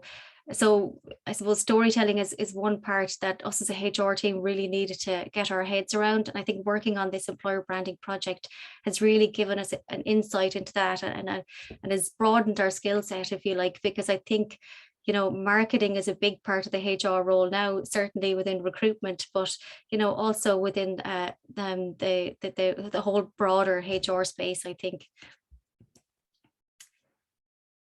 So in terms of our branding project, as I say, we started it last March. We were supposed to start it in March 2020, but COVID hit and other priorities took over. So, you know, it started off, we were just supposed to work on our employer value proposition. But once we got that completed, we realized that, you know, there was more to do. So what we've done is, you know, we changed our name. So we were Distilled SCH, we're now Distilled. We have a new logo and social icons. We have a new website, you know, really great website to really be able to sell our story. We have a toolkit. So the toolkit allows everybody who's kind of representing Distilled to follow a consistent format. We've rebranded our offices. So we've completed the one in Dublin, and we're just underway in terms of the work that we're doing in Wexford. You can see the picture there. That's our customer wall in our office, where Joanne, our artist, was in rebranding it with our new colors. That wall depicts some really great stories of users who use all of our 3 brands. And it's always a great talking point for new hires and anyone who visits our office. As well as that, we have a playbook. So our playbook houses our employer value proposition, our 3 brand pillars, which I'm going to share with you as well today, our tone of voice and personas. So we put a lot of work into, I suppose, understanding some of the, I suppose, the 3 key personas that we would, hire within Distilled. So, for example, we hire a lot. The majority of the roles that we hire for are within engineering, in product, and in sales. So when we went through this piece of work, we wanted to understand, these 3 areas, to really understand what it attracts, a product manager into the business. What would attract them to a new role, what things frustrate them, and really build a picture around what these key personas are looking for, and then be able to develop practices internally in order to retain them, but also to be able to attract those key personas through our recruitment practices as well. So I'll share a little bit about that. And as well as that, starting to look at our branded merchandise for employees and new hires as well. So obviously, our employer branding, as I said, we use it for retention, but and also recruitment. For the purposes of today, given the time constraints, I'm going to look at it more from the recruitment side of things. I'm sure all of you on the call are well aware it's a very difficult market to recruit in at the minute. So being able to stand out from other companies and competitors is really important. So I'll just share some of the things that we are trialing out at the minute in terms of our talent acquisition practices. So in terms of our employer value proposition first, then, and I suppose how we went about, building this. So a bit like WaterWipes, initially the plan was to get everybody in a room together and, kind of work on exercises, answer a couple of set questions. But obviously COVID hit. We then worked on it a year later, and what we did was we started off with a workshop that we did over Zoom. So basically it was a 2-day interactive workshop. We actually worked with an external vendor to help us with this. So they facilitated the conversation. So basically, I suppose we encourage our employees to really talk about their experiences, share their opinions. There was set questions, but also there was exercises. So they would have worked on them in the larger group, but also, smaller breakout groups as well.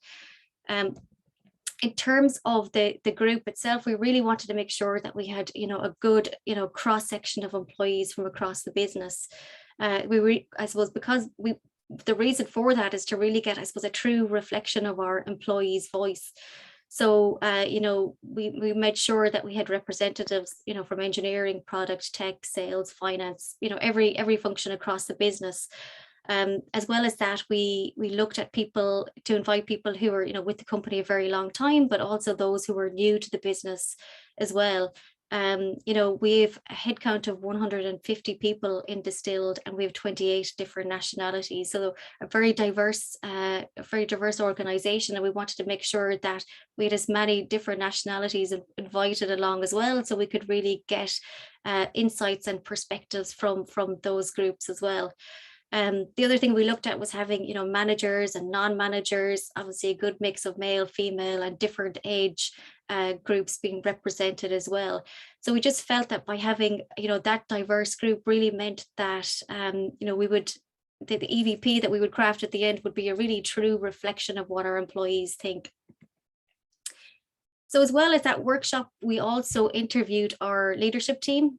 So we asked them the exact same questions that we would have asked the group in the workshop. Really there, I suppose, wanted to see what insights we would get from the leadership team group, and would it be different to others on the workshop. We decided, we're a small company, as I said, HR is very close with the business. Everybody knows everybody. We've got, great relationships built up. But we felt that, if we're going to go through, putting all this time, effort, resources into creating and crafting our EVP, we thought it would be best if HR wasn't involved. And the reason for that is we just wanted our employees to really feel like that they could be open and transparent, tell us where, we're doing things wrong or where we could make improvements. So for that reason, we decided, that, we wouldn't be involved in the workshop. And then the other thing, as I said, was we looked at our 3 personas. So I'll talk about that in a little while. But really, I suppose the personas really, I suppose, give us further insights into what these different groups are interested in when they're looking for a new role, what attracts them, what will keep them in a company for a long time. What are the things that frustrate them, and really, I suppose, just building a good solid picture of these different role types, and then to be able to use that data to be able to build, practices and policies and ways of working in-house to be able to retain them with us, but also, I suppose, to be able to attract them in terms of the open roles that we have within Distilled as well. So the workshop itself, as I said, we asked the group on the workshop and the leadership team the same questions. So here's some of the questions that we would have asked. So, why someone should join Distilled, why they chose to come work with us, what they think our strengths are, how they think that people perceive us. We explored their experience of being interviewed in Distilled, and we looked at what was good, but more importantly, I suppose we really wanted to understand what we could improve. So within Distilled, we work in an agile way. So we're always looking to see what we should start, stop, and continue. And we treated this exactly the same way as we would, a lot of the other projects that we would do. And the 3 personas that we looked at, so we looked at a product manager, we looked at a software engineer, and we looked at a business development manager as well. So as I said, we do a lot of recruitment within Distilled, but it's mostly these roles that we're, hiring into all of the time. So in terms of our EVP, this is what our employees said. So they said we put our people first and we create an inclusive environment. Employees are empowered to make an impact and play their part. What we build is technology, but what we do is connect people and we bring people together. So following this, our brand pillars were born. So we have 3 brand pillars: create with purpose, play your part, and belong here. So within Distilled, everything we do has a purpose. We know what we're trying to achieve, and we design our work to deliver these objectives. So at our core, this means understanding our users' needs and challenges and creating solutions to meet them. So play your part. Everyone in the business plays an important role in our mission. And I think this is one of the great things about working for a smaller company, is that, every headcount matters. And, within a smaller company, you can really see the impact of your role on the company strategy and on the mission. And, we have company huddles every month where we talk about, what we've achieved in that month. And it really, I suppose, it's a way to be able to share company-wide all of the great things that are happening all of the time within teams maybe that you're not collaborating with all of the time. So it's a unique, we all contribute in a unique and significant way to making a difference together. And that means working hard for each other and working hard for the cause, so our company mission. So belong here is our 3rd brand pillar. And what was really, I think, what I liked, I suppose, was very happy with, I suppose, in terms of the outputs from our workshop, was that, the insights that were coming out, time and time again, is that, Distilled really, it's really like a family and people care for each other. So you can see here that, Distilled is more than just a company, it's a community, it's a team, and it's a family. But I think, I suppose, within Distilled, as I said, we have 28 different nationalities in our headcount of 150 people. And a lot of people who work for us, Distilled has been their first role in Ireland. For a lot of people, their colleagues have become their friends and an extension of their family. And I think particularly over the last 2 years, when a lot of our employees weren't able to go home because of COVID, this has been really important to help them, I suppose, through what has been a really difficult time. And we're very proud of the fact that we've been able to continue to do this, while we're all working remotely as well, which hasn't, I know, been easy for a lot of different companies. So a big part of how we embrace diversity of thought, providing a place for people of any background or experience to be themselves and do great work. So everyone who joins Distilled brings something important to our culture. So our brand pillars reflect the core qualities we look for when we recruit people. So they're people who want to be part of something bigger than themselves, who are ready to produce their best work and to help others to do the same. So in terms of our personas then, so, we believe by understanding, our key personas, we can empathize with them, we can understand their needs and behaviors and what they're looking for in a role and in a company. And by tailoring our communications then in line with our brand pillars, we can engage, inspire, and attract each persona in a different way. So always remaining authentic and genuine to who we are and what we can offer. And I know this has been mentioned a couple of times before, but I think that is really important, that authenticity piece. So I'm going to share with you today one of our personas. So this is Sally. She's a business development manager. So we can see from Sally, she's approachable, she's intelligent, she's motivated, she's really empathetic. The things that motivate Sally would be, she's ambitious, she wants to progress her career, she wants to have pride in the company that she's working for and what she's selling. In terms of her needs, she wants clarity around her role and expectations. She wants a good reward structure. She wants a compelling story to sell when she's talking to her clients. In terms of problems, I suppose unattainable targets are something that's going to really frustrate her. Potential if there's volatility in the market. But what we can do in order to engage somebody like Sally is to share client feedback and facts and figures to really make I suppose the offering in Distilled really real. So we can see here that as an ambitious and motivated individual, Sally is looking for an opportunity to make a genuine contribution in an environment where she feels included. So recognized and supported, and she'll thrive in an organization that provides clarity over her targets and through the products will give her a compelling story to sell. So seeing a combination of positive client feedback and facts and figures will frame the challenge of working at Distilled in a relatable way for Sally. So in Distilled, now that we know this information in terms of what a business development manager is looking for, we're now able to use our brand pillars in order to tailor our communications to attract somebody like Sally into the business. So some things we can say here, you'll have the opportunity to focus on clear objectives that are tied to the business ambitions, and you'll see exactly how what you do makes a difference.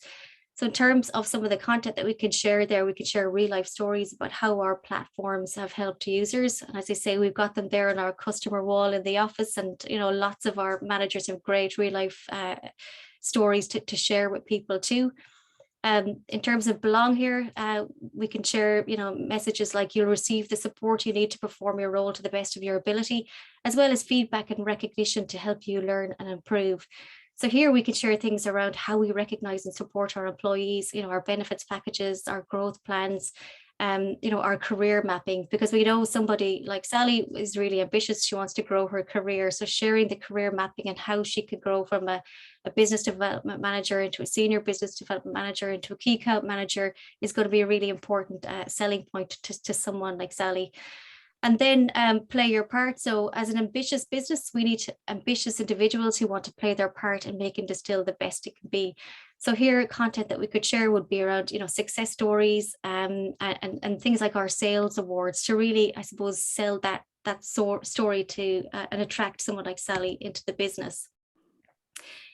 So again, whether it's in a job description, whether it's a social post advertising the role, if it's in an interview, a conversation on the phone or Zoom or in person, or even your communications through your applicant tracking system, we can use this messaging to sell this Distilled story in a compelling and relatable way for someone like Sally in that business development manager role.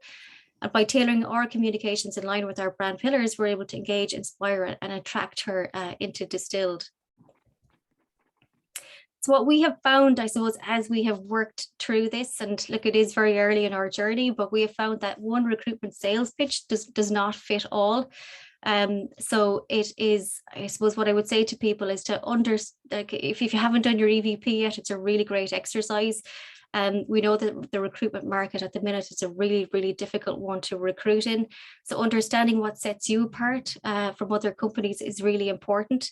And, you know, your EVP, it's not just about your benefits package and the salaries that you can offer. It's so much more than that. And what we have found, you know, last year we've hired 35 people, bearing in mind that we have one dedicated sourcer on the team, and only 2 of those have been through an agency. And we've really found that, you know, being able to tailor our communications to those key personas has really made all the difference. And that's it for me. Thank you very much.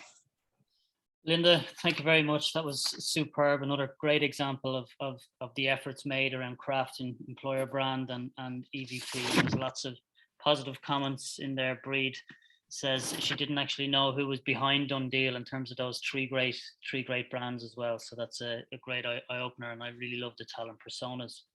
And actually you've given us a lot of detail, because you've talked about getting into the talent personas, but you've also armed us with the questions that you asked in terms of how you built that out. So thank you very much for that, Linda. Really appreciate it.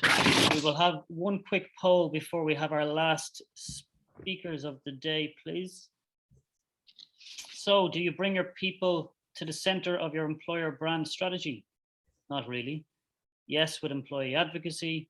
Yes, our employer brand is designed around our employee experience, and other. Give us some thoughts in the chat.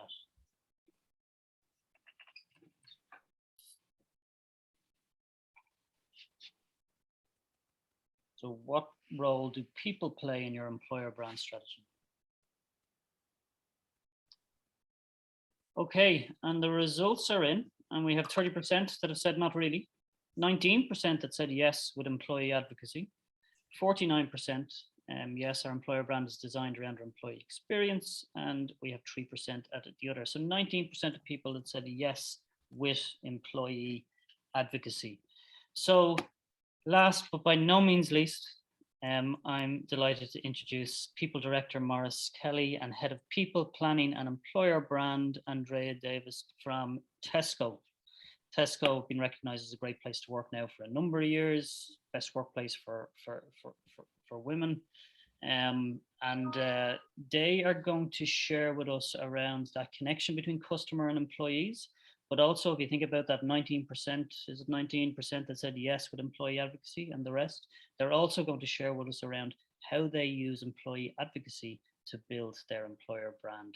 So thank you very much for sticking with us. Delighted to hand over to you both.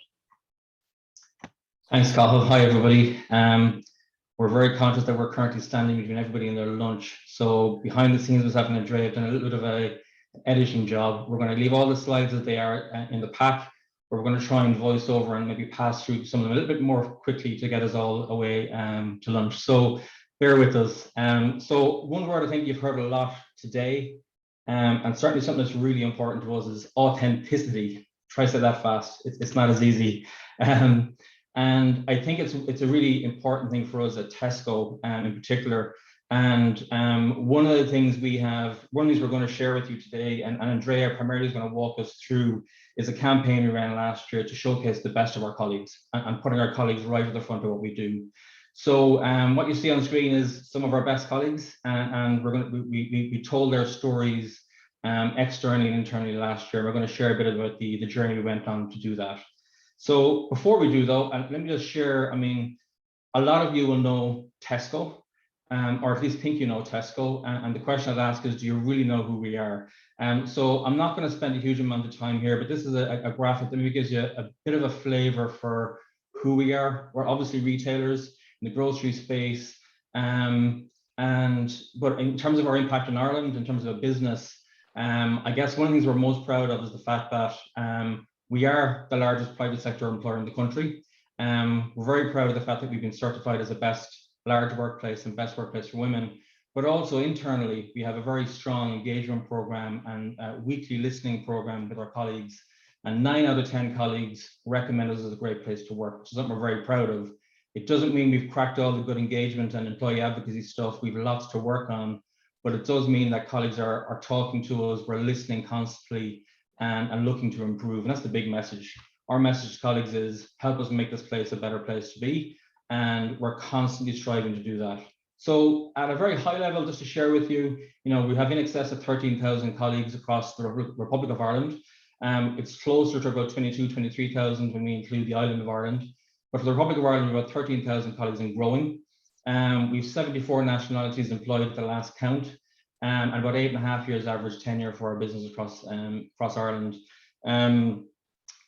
A couple of insights that are probably helpful. So before we started thinking and talking around evolving our employer brand, really putting our colleagues at the center of that, a couple of interesting stats for you. So, if we look at our age profile, very obvious to us, we have a really good profile spread across the different age groups, probably underrepresented by the older age groups. And we definitely feel we're missing an opportunity there in terms of really brilliant customer service. It's something we're putting back into the heart of our value proposition. How can we make sure that we're a destination for people of a certain age group? Because we know there's a very strong link to brilliant customer service at certain age profiles. So we've got really good data around that and something we constantly explore.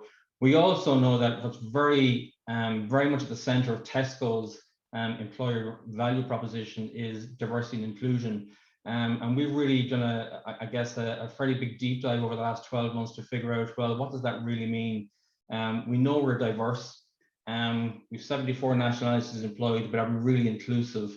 And we do a pretty good job based on the feedback from colleagues, but there's definitely room to improve. And we've put a huge amount of effort into defining some new colleague communities, particularly around, gender balance, disability, enabling people at Tesco, but really interestingly becoming a destination. How can we make sure people know that we're a destination where, for example, work-life balance, we offer a huge opportunity for work-life balance, which is kind of counterintuitive to the perception that retail is long hours, hard work. We're the exact opposite. We have huge flexibility we can offer. We need to do a better job of telling that story. So look, just want to give you a flavor of who we are. Andrea is going to zone in a bit more on a particular campaign, and we'll finish at the end coming back to look at our employer brand and what we really think it looks like today. So I'm going to hand you over to Andrea. Thank you, Maurice. Hi, everybody. The first year of COVID was a challenging year for everyone. Our colleagues' response was outstanding.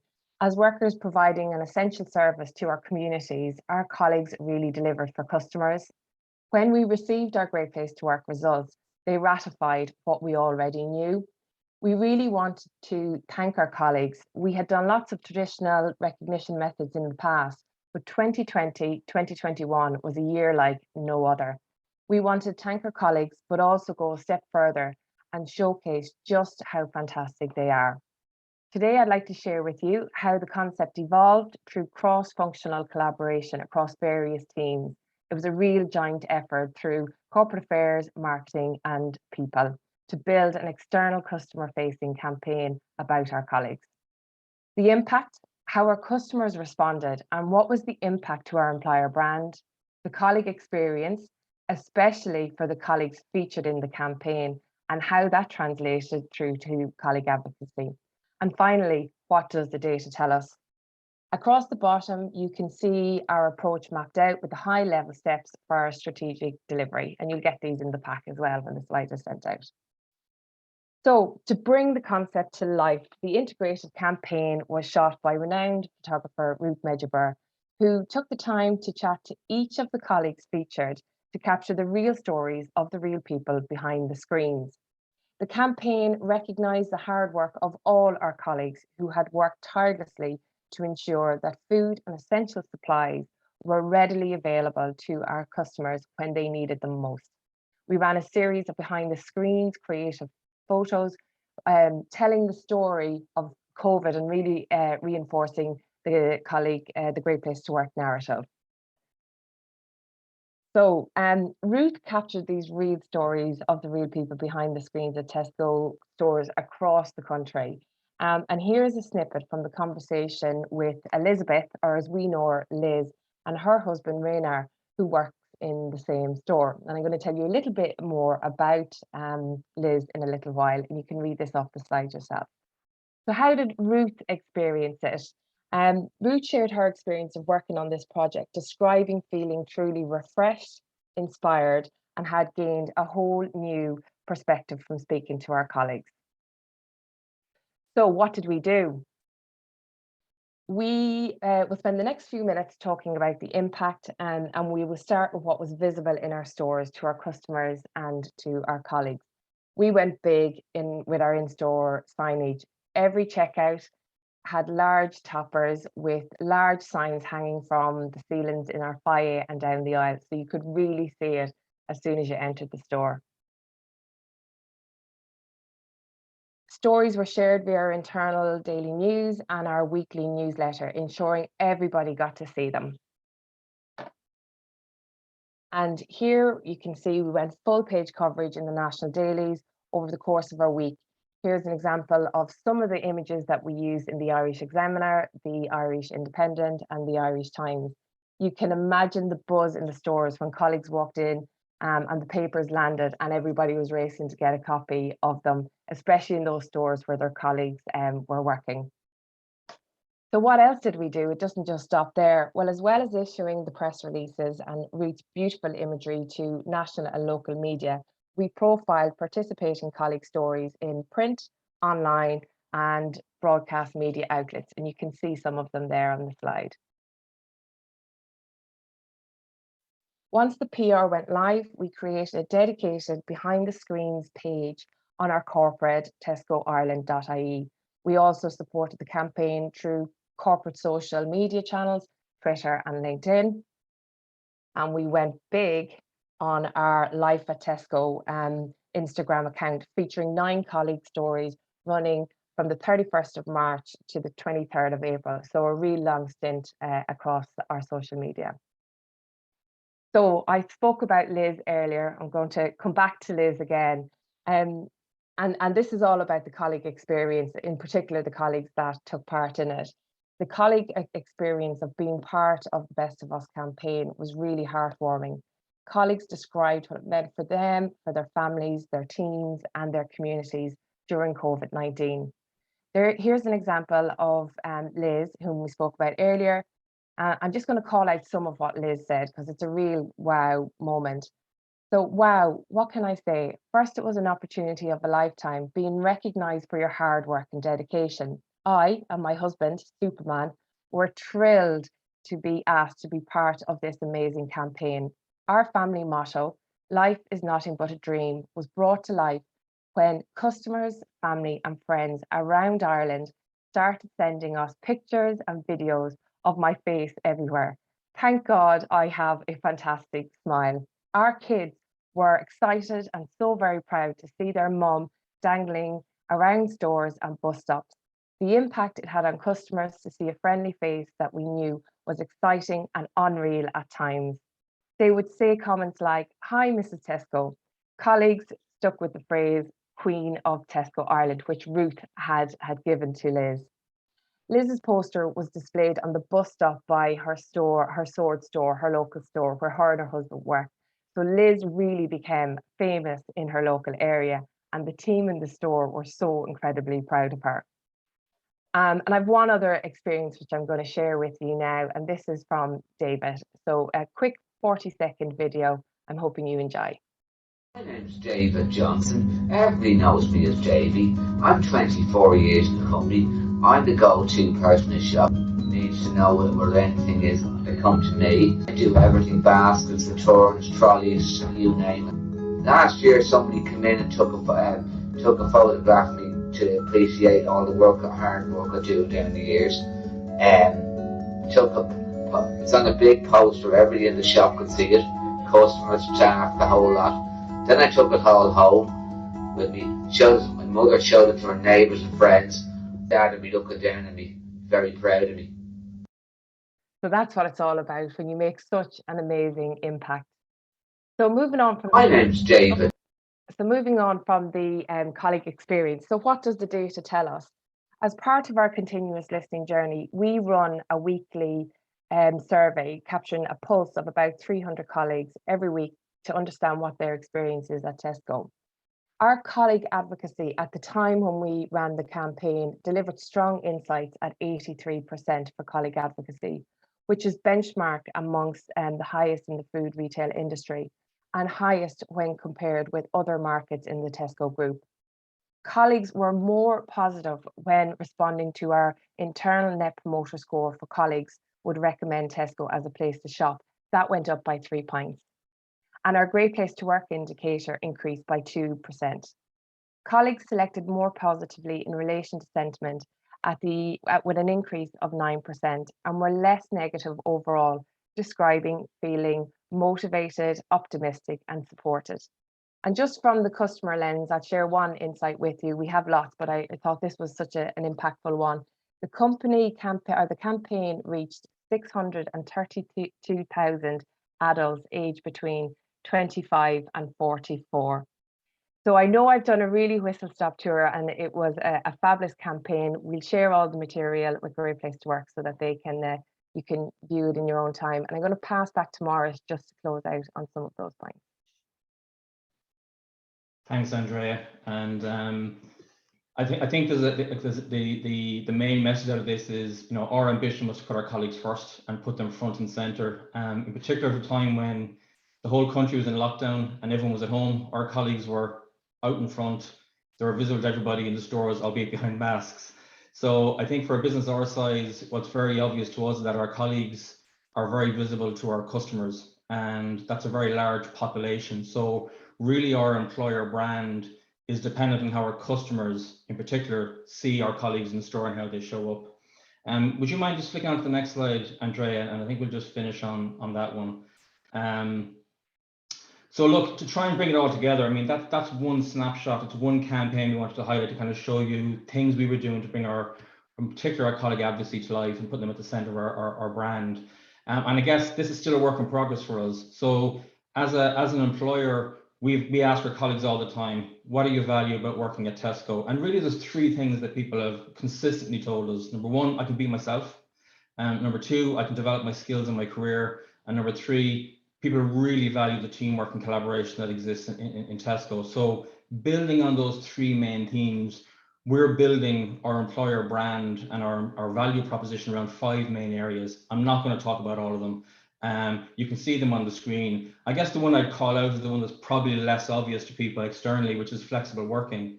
If I told you that 37% of our colleagues have a caring responsibility outside of work, so that's for a child, could be for an elderly parent or a neighbor. What people really tell us they value is the fact that they can manage and integrate their life around their work or vice versa.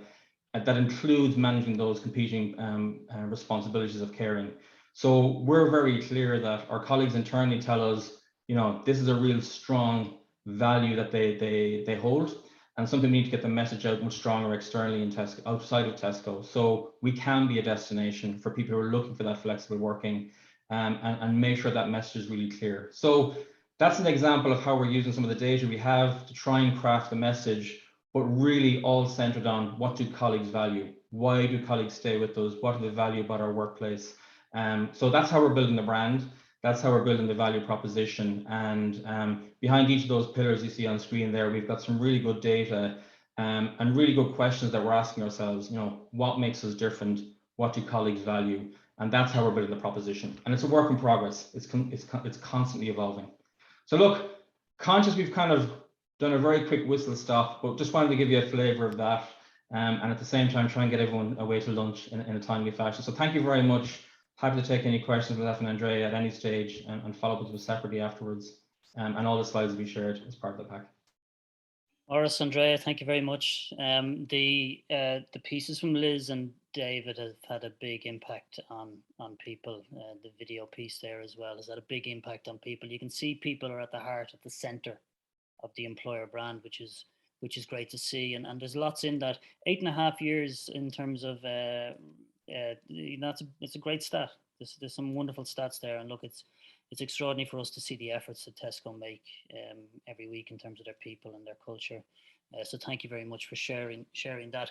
We'll take a few questions, just for the people that are left, if that's all right, and then we'll wrap it up, all right, and we'll grab some lunch. So Catherine, I think if you're still there, If somebody starting out doesn't have an early talent program in place, what are the key steps you think they have to take? Hi, so it does take a bit of time and it does take momentum. You certainly can't do it alone for sure.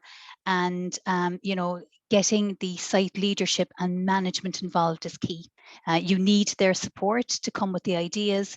I came from Johnson & Johnson before my role in MSD, and I developed the internship and the graduate placement, and it was me coming with ideas on how the program would be structured, etc. But I didn't do it alone. We had key stakeholders within the business, but more importantly, you know, you do have to have that management, you know, passion for early talent to get it going, to be supportive and to support the initiatives that comes up with. And happy to connect with that person offline, and we can, you know, share our creative juices to get things going. No problem. Thanks, Catherine. Appreciate that. I have a nice, easy one for people, which is people are interested in the difference between the employer brand pillars and the marketing pillars. I don't know, Linda, if you want to have a go off that, but what's the differences between the employer brand pillars and the marketing pillars that you might have in place as an organization, or are they the same?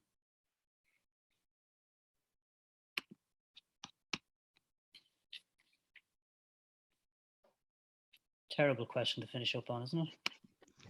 I'm not sure, Cathal, if Linda is still here, even though okay. I can give a little bit of insight if you want from what we've seen kind of other organizations do through the Healthy Place to Work process. I suppose this is one of the opportunities for different stakeholders in the business to come together, right? So often our people function works in like one brand direction and our marketing team work in another brand direction, and you know there can sometimes be two modes, right, going out to people all the time. And actually where we see this work really well is when you get that overlap between the two. Not everything's going to be that perfect fit, not everything's going to be able to be driven together, but actually where we can hit off, okay, no, these are the 2 or 3 things that we're actually saying, and I know you spoke to it at the beginning, in concert with each other. I wouldn't say it's going to be everything, but if we can find what those 2 or 3 things are, then obviously we can pool resource, pool ability, pool the amplification that we can give it, and then really drive that kind of overall collaboration. Great, thanks for that, Fenia. Breed, I think Breed is still there. Breed, just one question for you. You mentioned the women's return to work program that I think you're looking at. Is that something you have in place at the moment, or you're looking at, or how does that look? So yes, it's something that we have. I suppose it's ongoing there. We did make some hires. I'm not sure last year. I think it was 2020 going into 2021. We partner with an individual who kind of helps us in the process. Her name is Claire Flannery. I'm happy to share any connections or contacts or anything through this network separately as well. We actually have just started our campaign for women returners at the back end of last year. And we're starting that process then internally in terms of looking at applicants, etc. Happy to take anybody through anything in more detail if they want to do it separately. But yes, it's something that we're looking at, and we have found and hired some really good people from that network. So it's definitely worth looking into, and I can share more details and more specifics, as I say, separately. Great, thanks for that, Breed. And just a final question for Maurice, and it was sort of there at the end. Just how you see the evolving of the employer brand in Tesco, Maurice. Just any insights around that in terms of kind of the next few months. Yeah, I guess my reflection will be on that one, Cathal, is that I think a lot of people know our brand as a business, but I'm not so sure if we went out and did a poll of 1,000 people in Ireland, would they be able to tell you what our employer brand is and how are we as an employer. I joined Tesco this little over a year and a half ago, and I was blown away by the engagement internally, and continue to be blown away by it. Every time I go and visit a store, the sense of teamwork, and it can sound like a very much a cliche, but that's what colleagues value. It's, they go to their store, they're very clear about their purpose, what their work is, and they're very clear about it. I mean, our culture is very clear in terms of the values and behaviors and the outcomes of our work.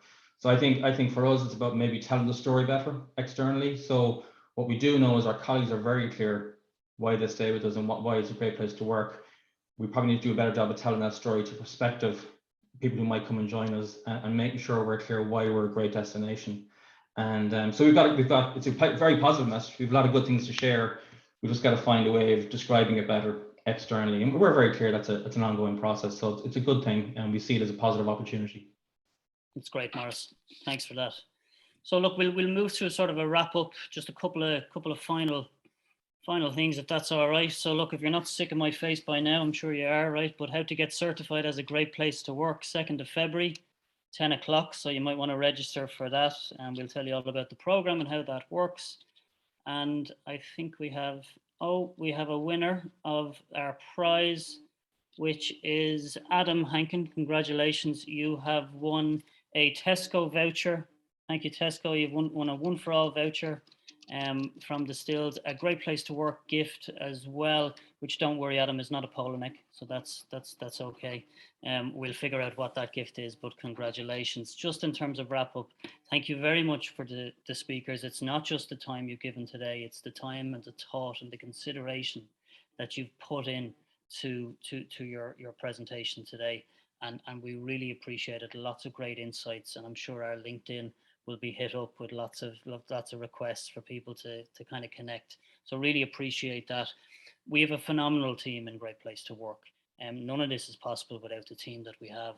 Alice and Marina, you've done an incredible job, and really proud that you're part of our team. And I think it's time to get some lunch. So thank you very much, folks, for joining us. Have a great day.